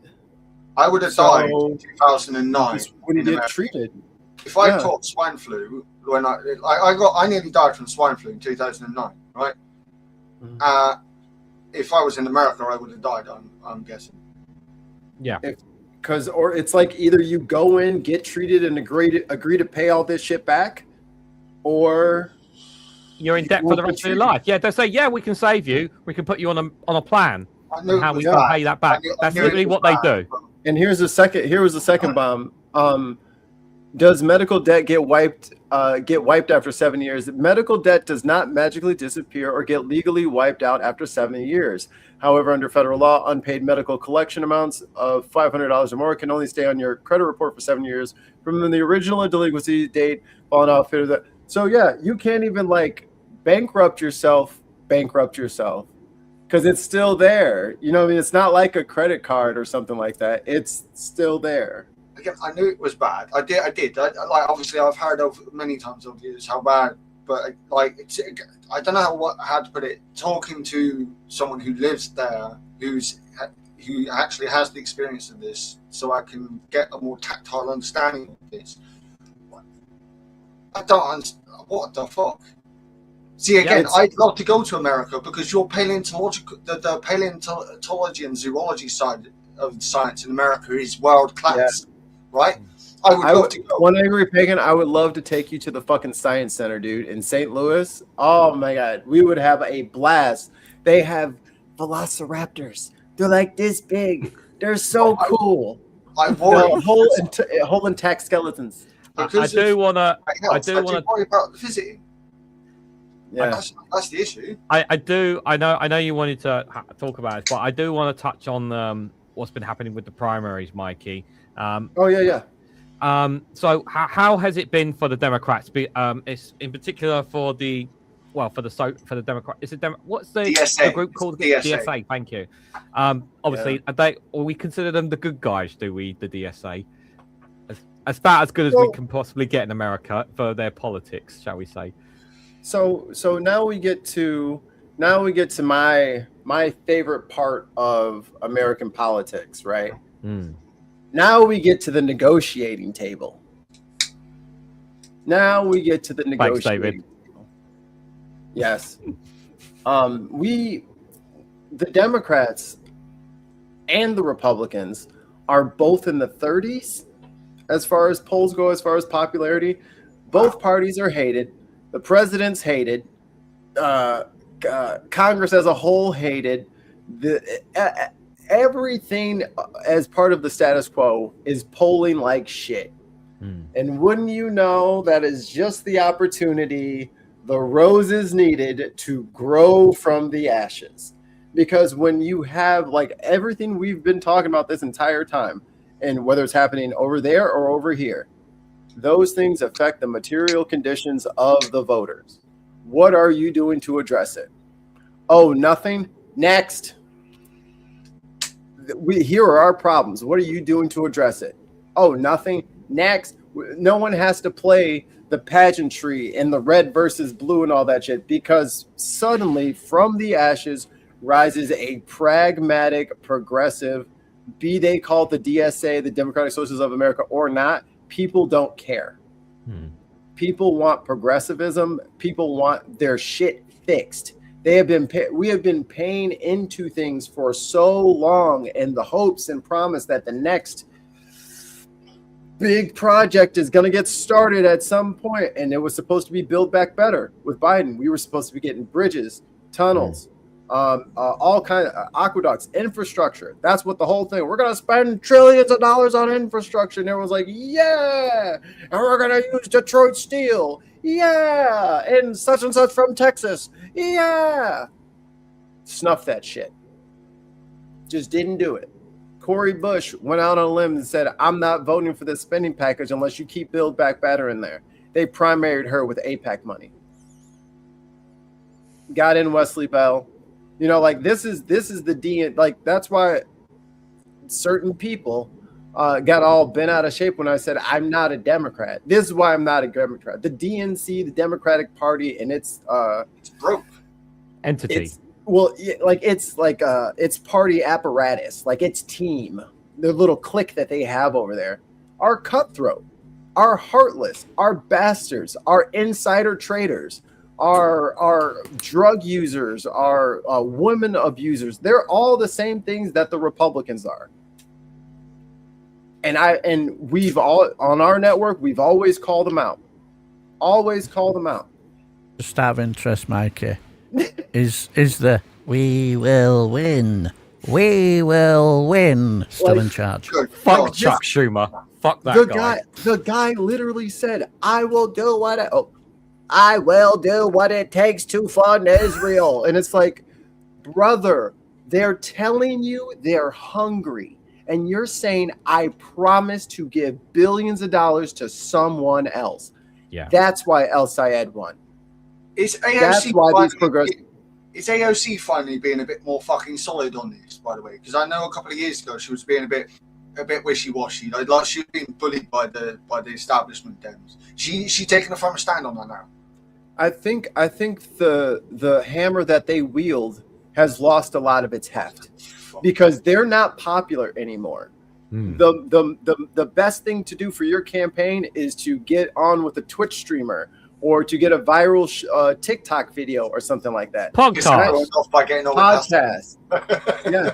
The donors getting you on MSNBC to talk to the grandmas and grandpas, that only gets you so far. And the only reason that most young people even hear about those shows is because other young people like me and Reganelite and even Hassan Piker are bringing those clips of the old people shows that go on in the middle of the day while they're at work or sleeping. Young people are not watching that shit. The only reason Joe and Mika have a fucking ironic fan base is because we constantly bring them clips of paper shuffling with Joe and Mika, which is all they fucking do. Why does Joe call himself, even pretend to try and be a Democrat? He's not a Democrat. He is a former Republican, I think, House member. And I think he used to work for a lot of Republicans. And then his wife is from a blue family. He's kind of he calls himself like a moderate now, like a centrist moderate now. He still has some of his right leanings. He's just very anti-Trump. So that's kind of why he, because even if I was still a Republican, I would never that's his whole, I was a real Republican kind of shit. The Democratic Party are in real financial trouble. I've been hearing. They can't find a consultant anywhere in North America that they can't shove $1 billion into their fucking pocket. They are completely captured by this, I would say, anti-democratic, anti-American consultant wing that has them completely by the throat. They will.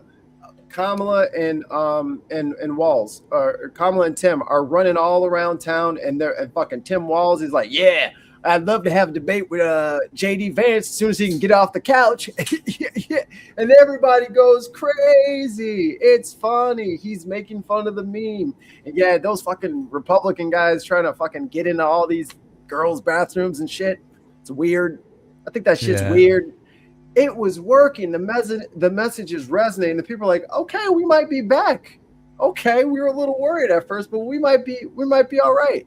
Consultants came in, shut all that shit down. They went complete corporate. They started buddying up with the Republicans, like fucking Liz Cheney, the fucking daughter of the biggest war hawk of the last 50 fucking years, aside from Lindsey Graham. What are we doing? People can see through the bullshit now. Yeah. So the DNC is cooked. If you are DNC aligned and you haven't been doing shit on the ground, like fucking opening up hospitals or schools or bridges, if you haven't been putting in any groundwork, you're fucking out of there. Tim's person, or a guy from, I don't think it's Tim's actual rep, but someone in Tim State right next to him, Larson, we covered him on our show, Unbox Politics. He got very high ratings. He came back from a medical thing, and I think it was the tariffs had just come in or something like that. And he was, shame on all of you. Shame on you doing this to our children. He's fired up. Everybody loves his message.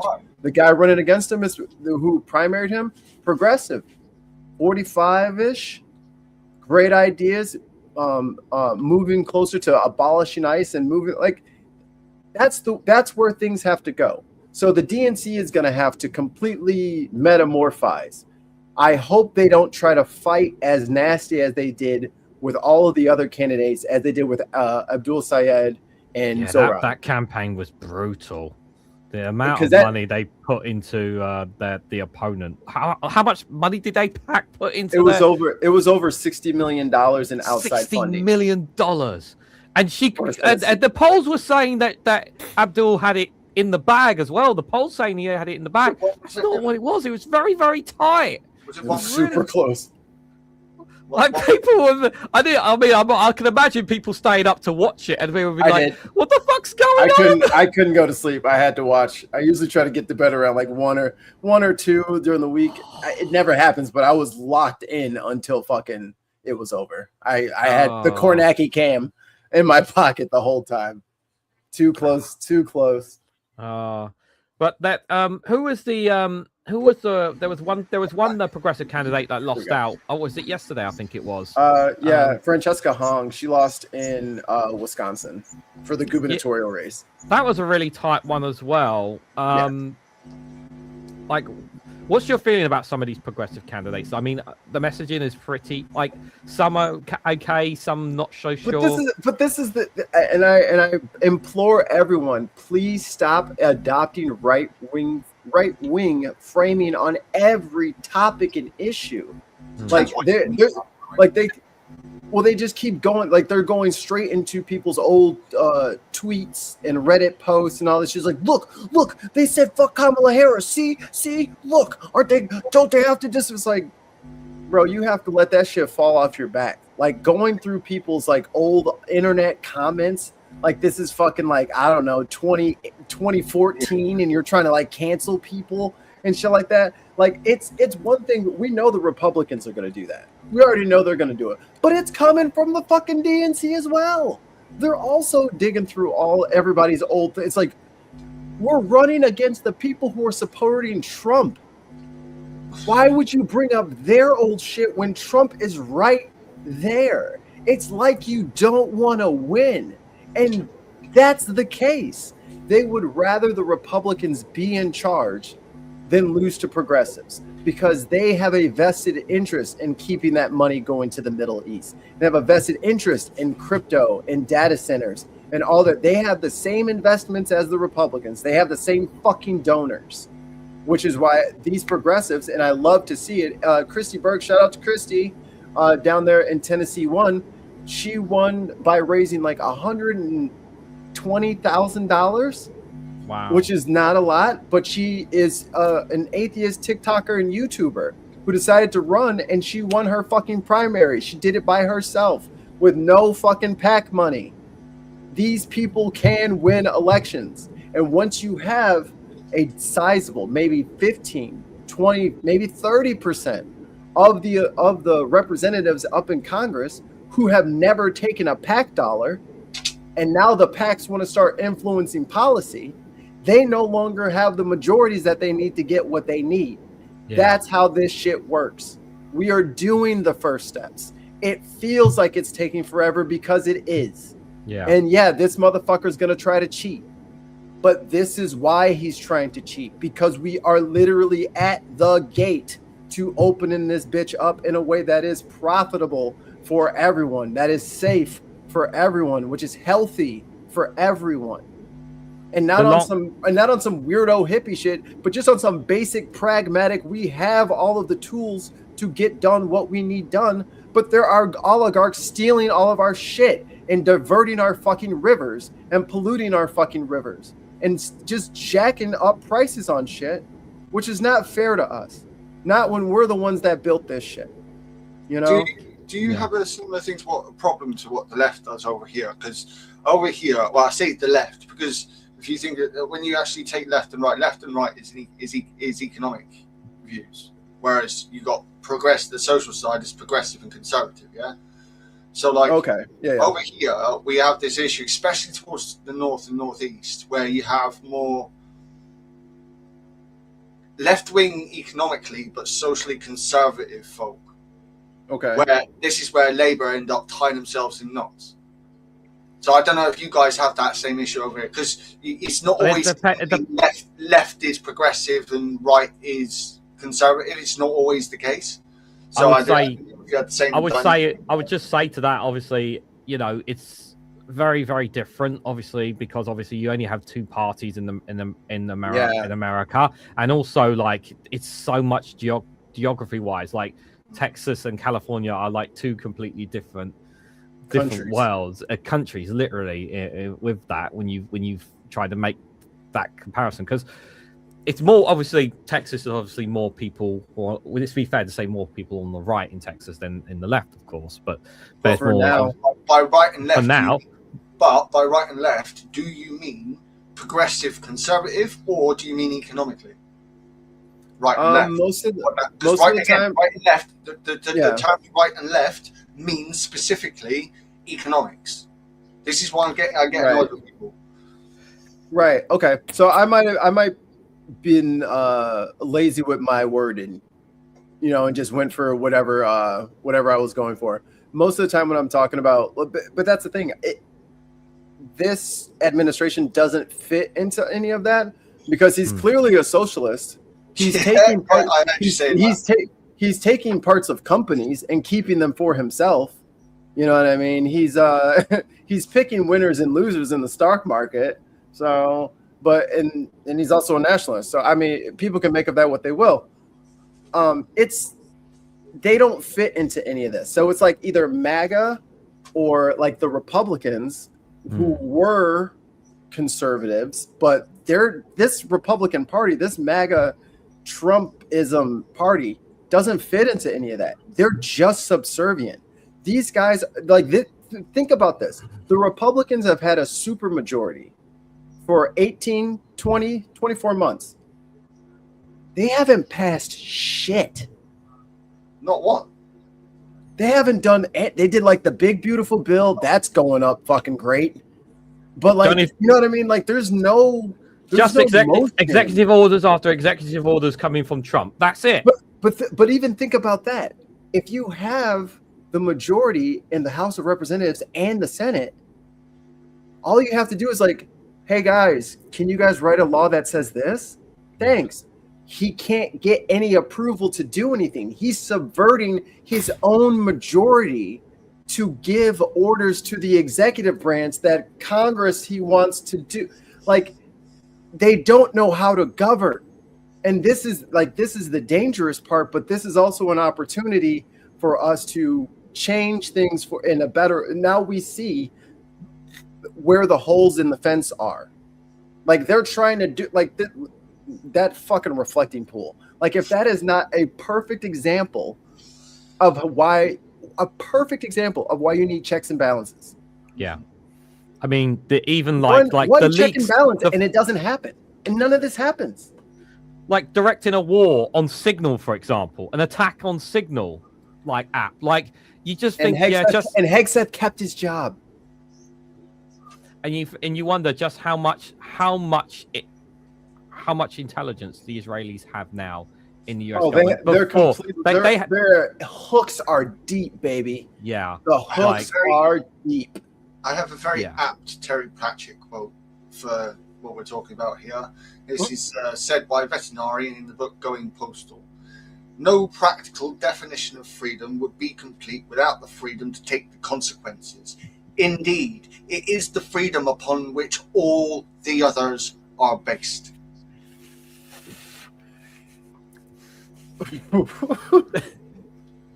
Too much information, Ellie. Ellerfly, no. Why? Back to my boy Abdul Sayed. Yeah. I'm talking about they called him sorry, but fuck you, Haley Stevens. You fucking on the debate stage said, and then after that, after we had that horrible mind you, I'm not gonna do her voice when I say this part. A horrible attack on that synagogue, right? And then to say, and then right after that, he brings Hassan Piker to our state, and it's like to imply that they had anything to fucking do with that, you nasty bitch. Haiti, I watched and then So she nasty. and then she didn't want to fucking apologize for it when they gave her the opportunity when she did the interview. Actually, like, look, I said what I said, and we had a very bruising debate. You need to apologize for that shit. Call them a womanizer. Call them all that. And that's the one thing the DNC will never fucking do. They'll never admit that they're wrong, and they'll never apologize for a rough primary. Did you know If Abdul would have lost, okay. In that debate, El Sayed, despite all the attacks coming from her, El Sayed would still refer to her as a friend, right? I like that he did that. Yeah, because he's showing the American people that he's like, look, I'm still a human being. I have, I was a fucking doctor. He's like, I'm a doctor. Yeah. I was a doctor. Like, wait. He's not going to show that. He's not going to show the same kind of language and rhetoric towards her because it wouldn't benefit him in any way. Perfect. He played that debate perfectly. And we got to thank the OG Zoran because they did him just as fucking dirty. Yeah. The motherfucker is a New York state assemblyman. He's in the state government. They're like, he's a terrorist. And it's like, that's just pure fucking racism. He already worked for you at the state level and you didn't even know it. And look at what you call him. And then they tried to attribute him with Hassan and were thickening his beard and doing all the. And then they ran Cuomo against him, the DNC did. And everybody in the DNC backed Cuomo. And then Cuomo went independent after he lost the primary. That's because they told him to run. They say, no, you go back out there, you're going to run. When Trump and Schumer are on the same side, that lets you know that the party structures are all jacked up. It is literally like he literally made it clear he wanted Cuomo. He made it very clear he wanted Cuomo. Trump. Like, how does that not give you I love so Mamdani as mayor of New York. What I love is that you've got a Muslim mayor of Londinium over here. You've got a Muslim mayor of New York in America. The Nazis are popping off. It's fucking hilarious. They can't believe it. We lost both of the capitals. It can't happen. And his polling's going up, isn't it? Mamdani's polling is continuing to go up, which is, something that is rare these days for a politician because he's getting shit done. He literally has a hashtag, Mamdani fix it. They tag him on TikTok. They're literally going around in trucks filled with asphalt, just hitting potholes, I've seen the video. I've seen the video. And people can't believe this shit. They're like, "What? Really? You listen to me? That's how fucking bizarre. Like that. It's like they don't understand that people don't understand this is how politics is supposed to work. How abused and battered are we that general civil services feel like the greatest gift? Like we are so trapped in the deepest well of Stockholm syndrome to this crazy war, bloodthirsty, gambling AI death trap. Like y'all gotta wake up and smell the roses. We could just have a normal, boring government again. That's kind of the preferred model. We just get a bunch of fucking nerds up there, and then they figure out the shit, and then they don't do anything crazy. Just out of interest. I'm just about to say, just out of interest, I have a pothole outside my house, so if I send a message to Mamdani, will he get it sorted for me then? They might say something about it, though. They might be like, you see him over there with that same scarf on. It's like, I'll be there in 6 months. Take a picture, put it on Twitter, and put his hashtag. You never know. You'll see him he'll be wearing your favorite footballer's pitch, and he'll just be doing his little. At Valley Parade. Oh dear. Despite all this shit, I do have some hope because one of the things that forces evolution is diversification. Things always change because of it. And I'm not just talking about nature. Like what our societies mirror nature more than we accept because of human. Absolutely. Like, we think we're above all the nature. No. Everything to do with living things evolves. It diversifies. It adapts. Now, is suffering a natural part of life? Yes, actually it is. Suffering is a natural part of life, but is constant suffering a natural part of life? Not really. No. So what we've got here is, at the moment, we're at a phase where we have had, to be fair, relatively speaking, about 80 years of peace, right? Compared to the last 400, 500 years.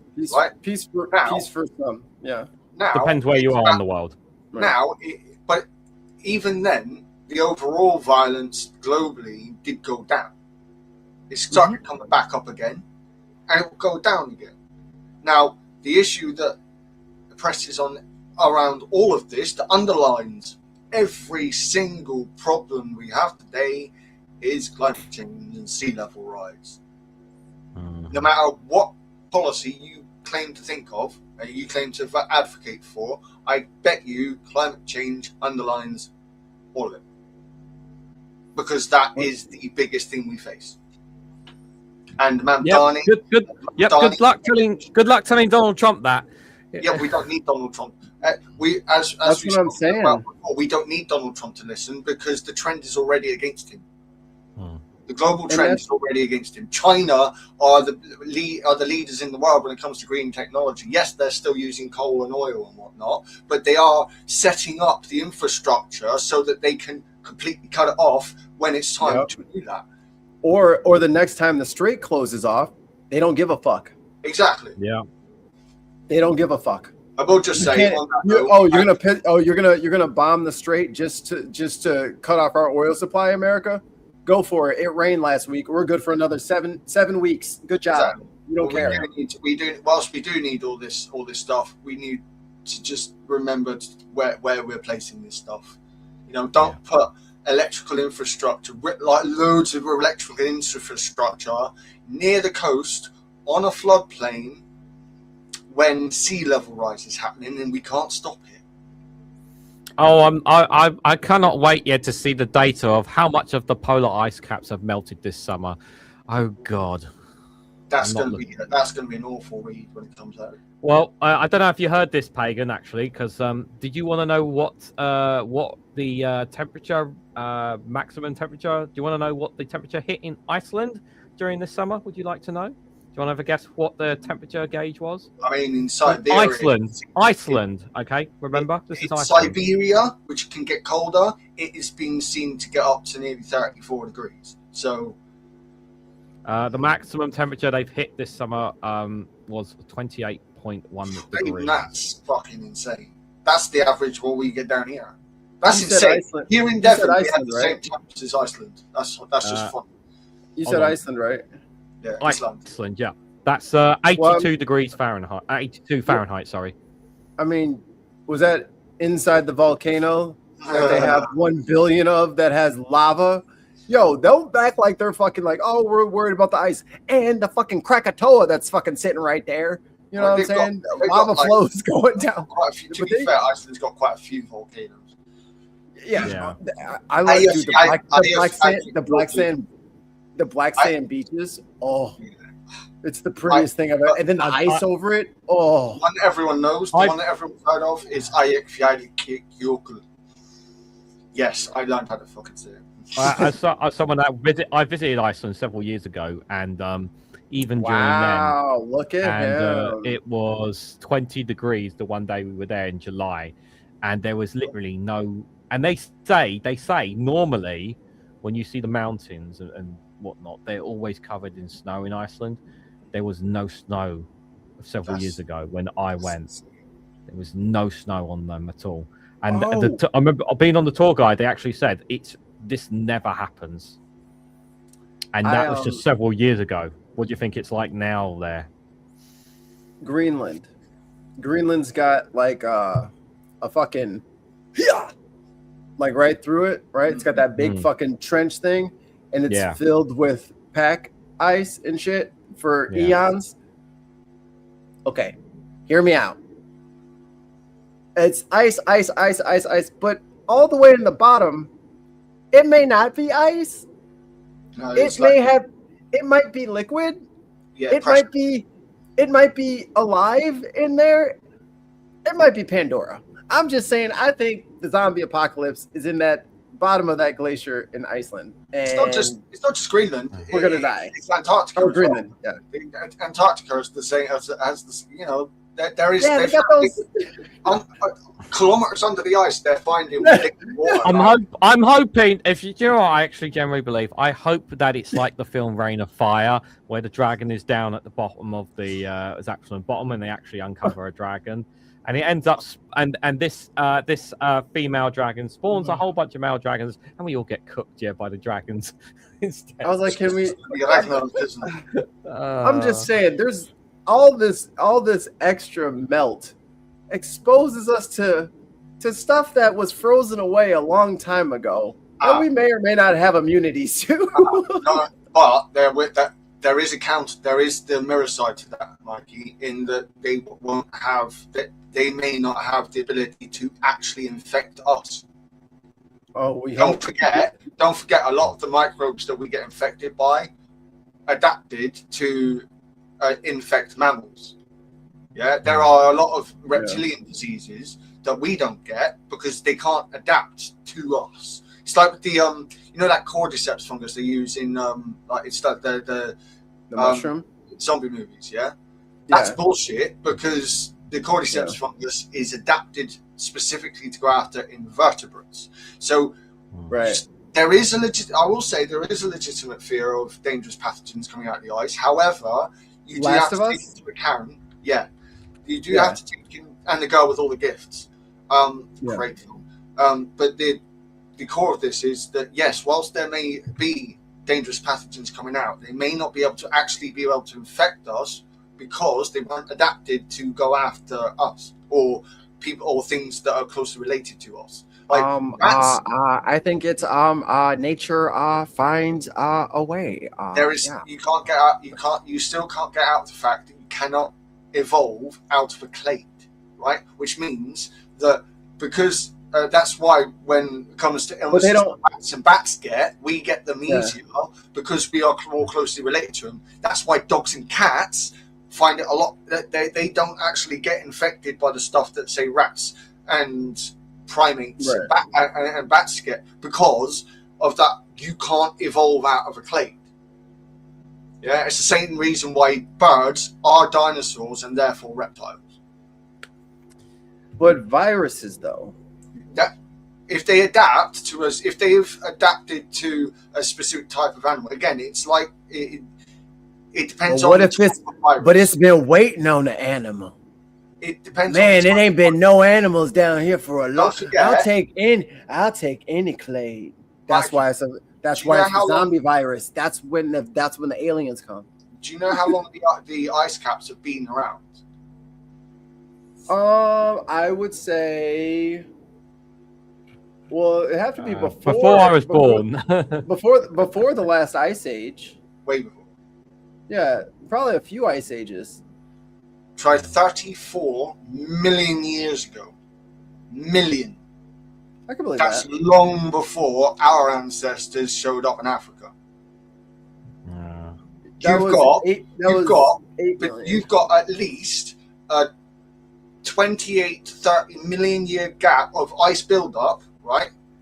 Before you even get to our relatives, to our ancient relatives. That's what I'm saying. Like, there will be. I'm not saying there won't be any dangerous pathogens to come out of the ice pack. I'm not saying that. However, there also will be stuff that we will see that could have been dangerous if it was actually able to infect us. Like there's an amoeba that is huge. It can't affect us. Like the size. We'll be talking all day for Mikey and all night for us here in the UK about this kind of stuff. But it is 10 o'clock at night here, and Darren's only just managed to get back on. It's only 4. It's only 4 o'clock. It's only 4 o'clock. Yeah, I know it's only 4 o'clock for you. Yeah, but it's 10 o'clock for us. So I'm gonna have to end it there for us here. Mikey, first and foremost, thank you so much, my friend. I really appreciate it. Thank you to everyone from the Big Podcast Network crew. And yes, Jenny, we can see your. Just for your sake, yes, we can. I can see your comments here because I can see it here. But obviously, because there's different chats, not everyone can see it. But yes, we can see your comments. I promise. There's we can. 4 chats going right now. Yeah, there's a lot of chats taking place. So not everyone in every single chat box can see it. Just want to make that aware as well. Just a quick reminder. Yes, good to see you there as well, Witchy Mikey, are you going live again today or tomorrow, just for people as well? Oh yeah, it's Thursday night, so at 7, so 3 hours from now, or 4 hours from now. Unbox Politics. So I have a great Greta Thunberg video, which I will be putting on there. If you guys haven't seen it, you can. I'll give you a hint. Just look up her last interview. It's a kind of a joke thing, but it's. I think I know it is. I'm not gonna say anything, but yeah, yes. I saw that. He actually thought he was real as well. I was like, "What is happening?" Okay. He actually thought it was real. So I won't. I'm not gonna say anything. I promise I won't say anything. that'll be a real delight. But what we do on that 2 show a.m. So if you're doing an all-nighter for those here in the UK and Europe, it's 2 a.m. guys. So if you want to fancy, it'll be during the. You can watch us during the cool hours of the late nights at 2 a.m. True. Check out Unbox Politics. Maybe I should make a short doing that. You should do a radio channel with a voice for radio. Yes. No, I have sidekick voice. I know what I sound like. It sounds like shit. I hate it. Frosty, that's a fucking radio. That's a class radio voice. Ah, thank you, sir. Darren, are you? Hold on, last thing. Yes, do check out the show. What we do is we watch political videos about 5 minutes long, and then we give them a rating, like a grade, and then we have a leaderboard, and then at the end of the year we have the playoffs. So stop by and see who gets rated this week. It gets really hilarious. Yes, because we pause and make fun of people. No wrong with that. Yes. So good indeed. Darren, are you going live tomorrow? I think you are, my friend. Do you want to remind everyone what your show is about? Yes, it's just basically it's just a bit of gallows humour. We don't basically take anything too seriously. I'll leave all that stuff for the professionals and the intelligent ones. I just basically do 2 hours of fun and frolics, and we have a good giggle, and we'll be having a good giggle at the certain eclipse, because I will have rare Friday frolics in video of the eclipse with a difference. We'll leave it there. Guys. Yes, because it's absolutely true that the Earth lost its gravity for 7 seconds, isn't it, Darren? And you have video evidence to back it up as well, which you can find out on Friday Frolics. So if you guys want to know about that, wonder why you ended up. So when you lost your gravity for 7 seconds, guys, and you don't know why, Darren will provide all the answers tomorrow on Friday Frolics. So make sure you check that out. Actually, the amount of gravitational difference is 10 to the minus 13th. You would not have felt that with your body. Excuse me. Yes. The conspiracy was so big, guys, that NASA had to deny it. Yes. I'm not fucking joking. That is absolutely true. I'm so embarrassed, man. It's so embarrassing. That's it. But yeah. And Pagan, have you got any? Pagan, do you have any live streams coming up, or you're still working on? I think the next one is when we go live next month for EcoFlex. At the moment, I've been trying to take a break, apart from the 2 videos I did this week, because I had to. I had to speak up on that matter. But I've been trying to take a break from doing videos. It's just been too hot for me. At least this has been fairly late, so the temperatures aren't so bad. I've got a small fan in the background. But during the day, when I usually try to do my videos, because you get gorgeous, like the Yggdrasil kind of shines up really nice with the sun here, because it faces directly east. So I love to do the videos when the sun's shining, because it really highlights the Yggdrasil. But it's just been too hot for that. Just for those who on the Bing podcast, for those on the Bing Podcast Network don't know that once a month, myself and One Angry Pagan do a show called the Eco Flake Show, where we specifically look at news relating to the climate, environment, green energy, wildlife, all that kind of Badges. specific news is what we look into. Badgers as well. So we literally specifically, that is what that series is about. We specifically look at that kind of stuff. I looked. I don't have badgers here. I have to go to Michigan to get them. Yeah, you have weird badges though. Like you have weird badges. Like your badges. Yeah. Your badges. Yeah, they're different. Your badges look like stunted Wolverines. Our badges are you don't want to fuck with them, but they still. They're not. They're not stunted. They just. Yours look like thugs. Yours look like thugs. Ours look like gentlemen. Yours looks like a Land Rover. Ours looks like a Ute. Yes. Yeah. A little fucked up in the back, okay? Just a little fucked up.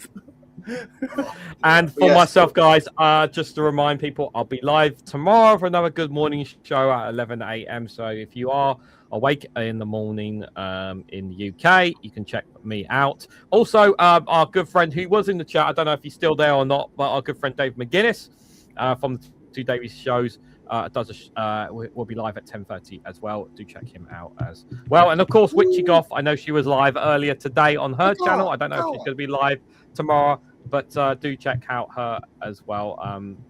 Guys. But yes, your fellow pagan indeed. But yes, Mikey, we'll definitely have you back on, and hopefully I will come back on your show sometime soon as well. For the record, me and Tim are a little disorganized.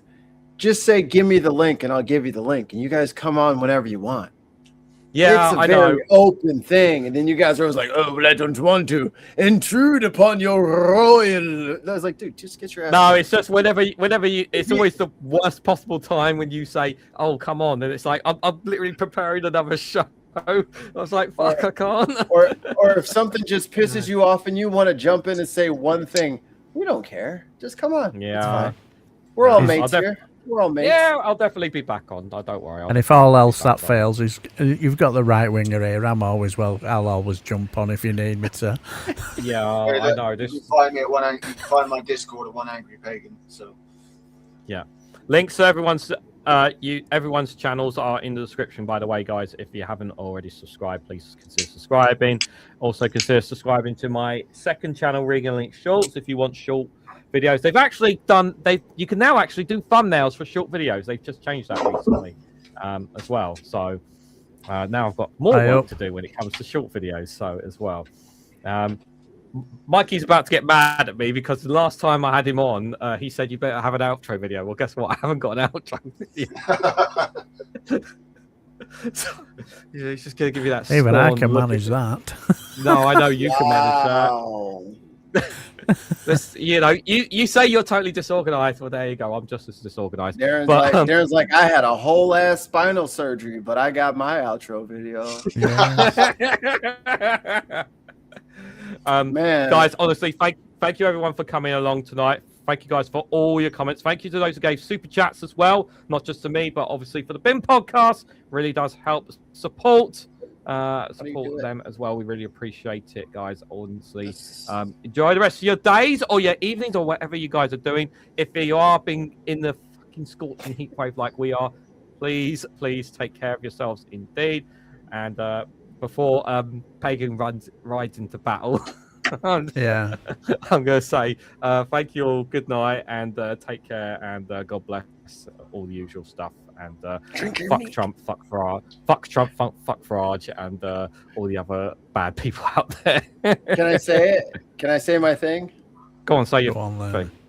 And don't forget to drink your me. And then you gotta hit the button.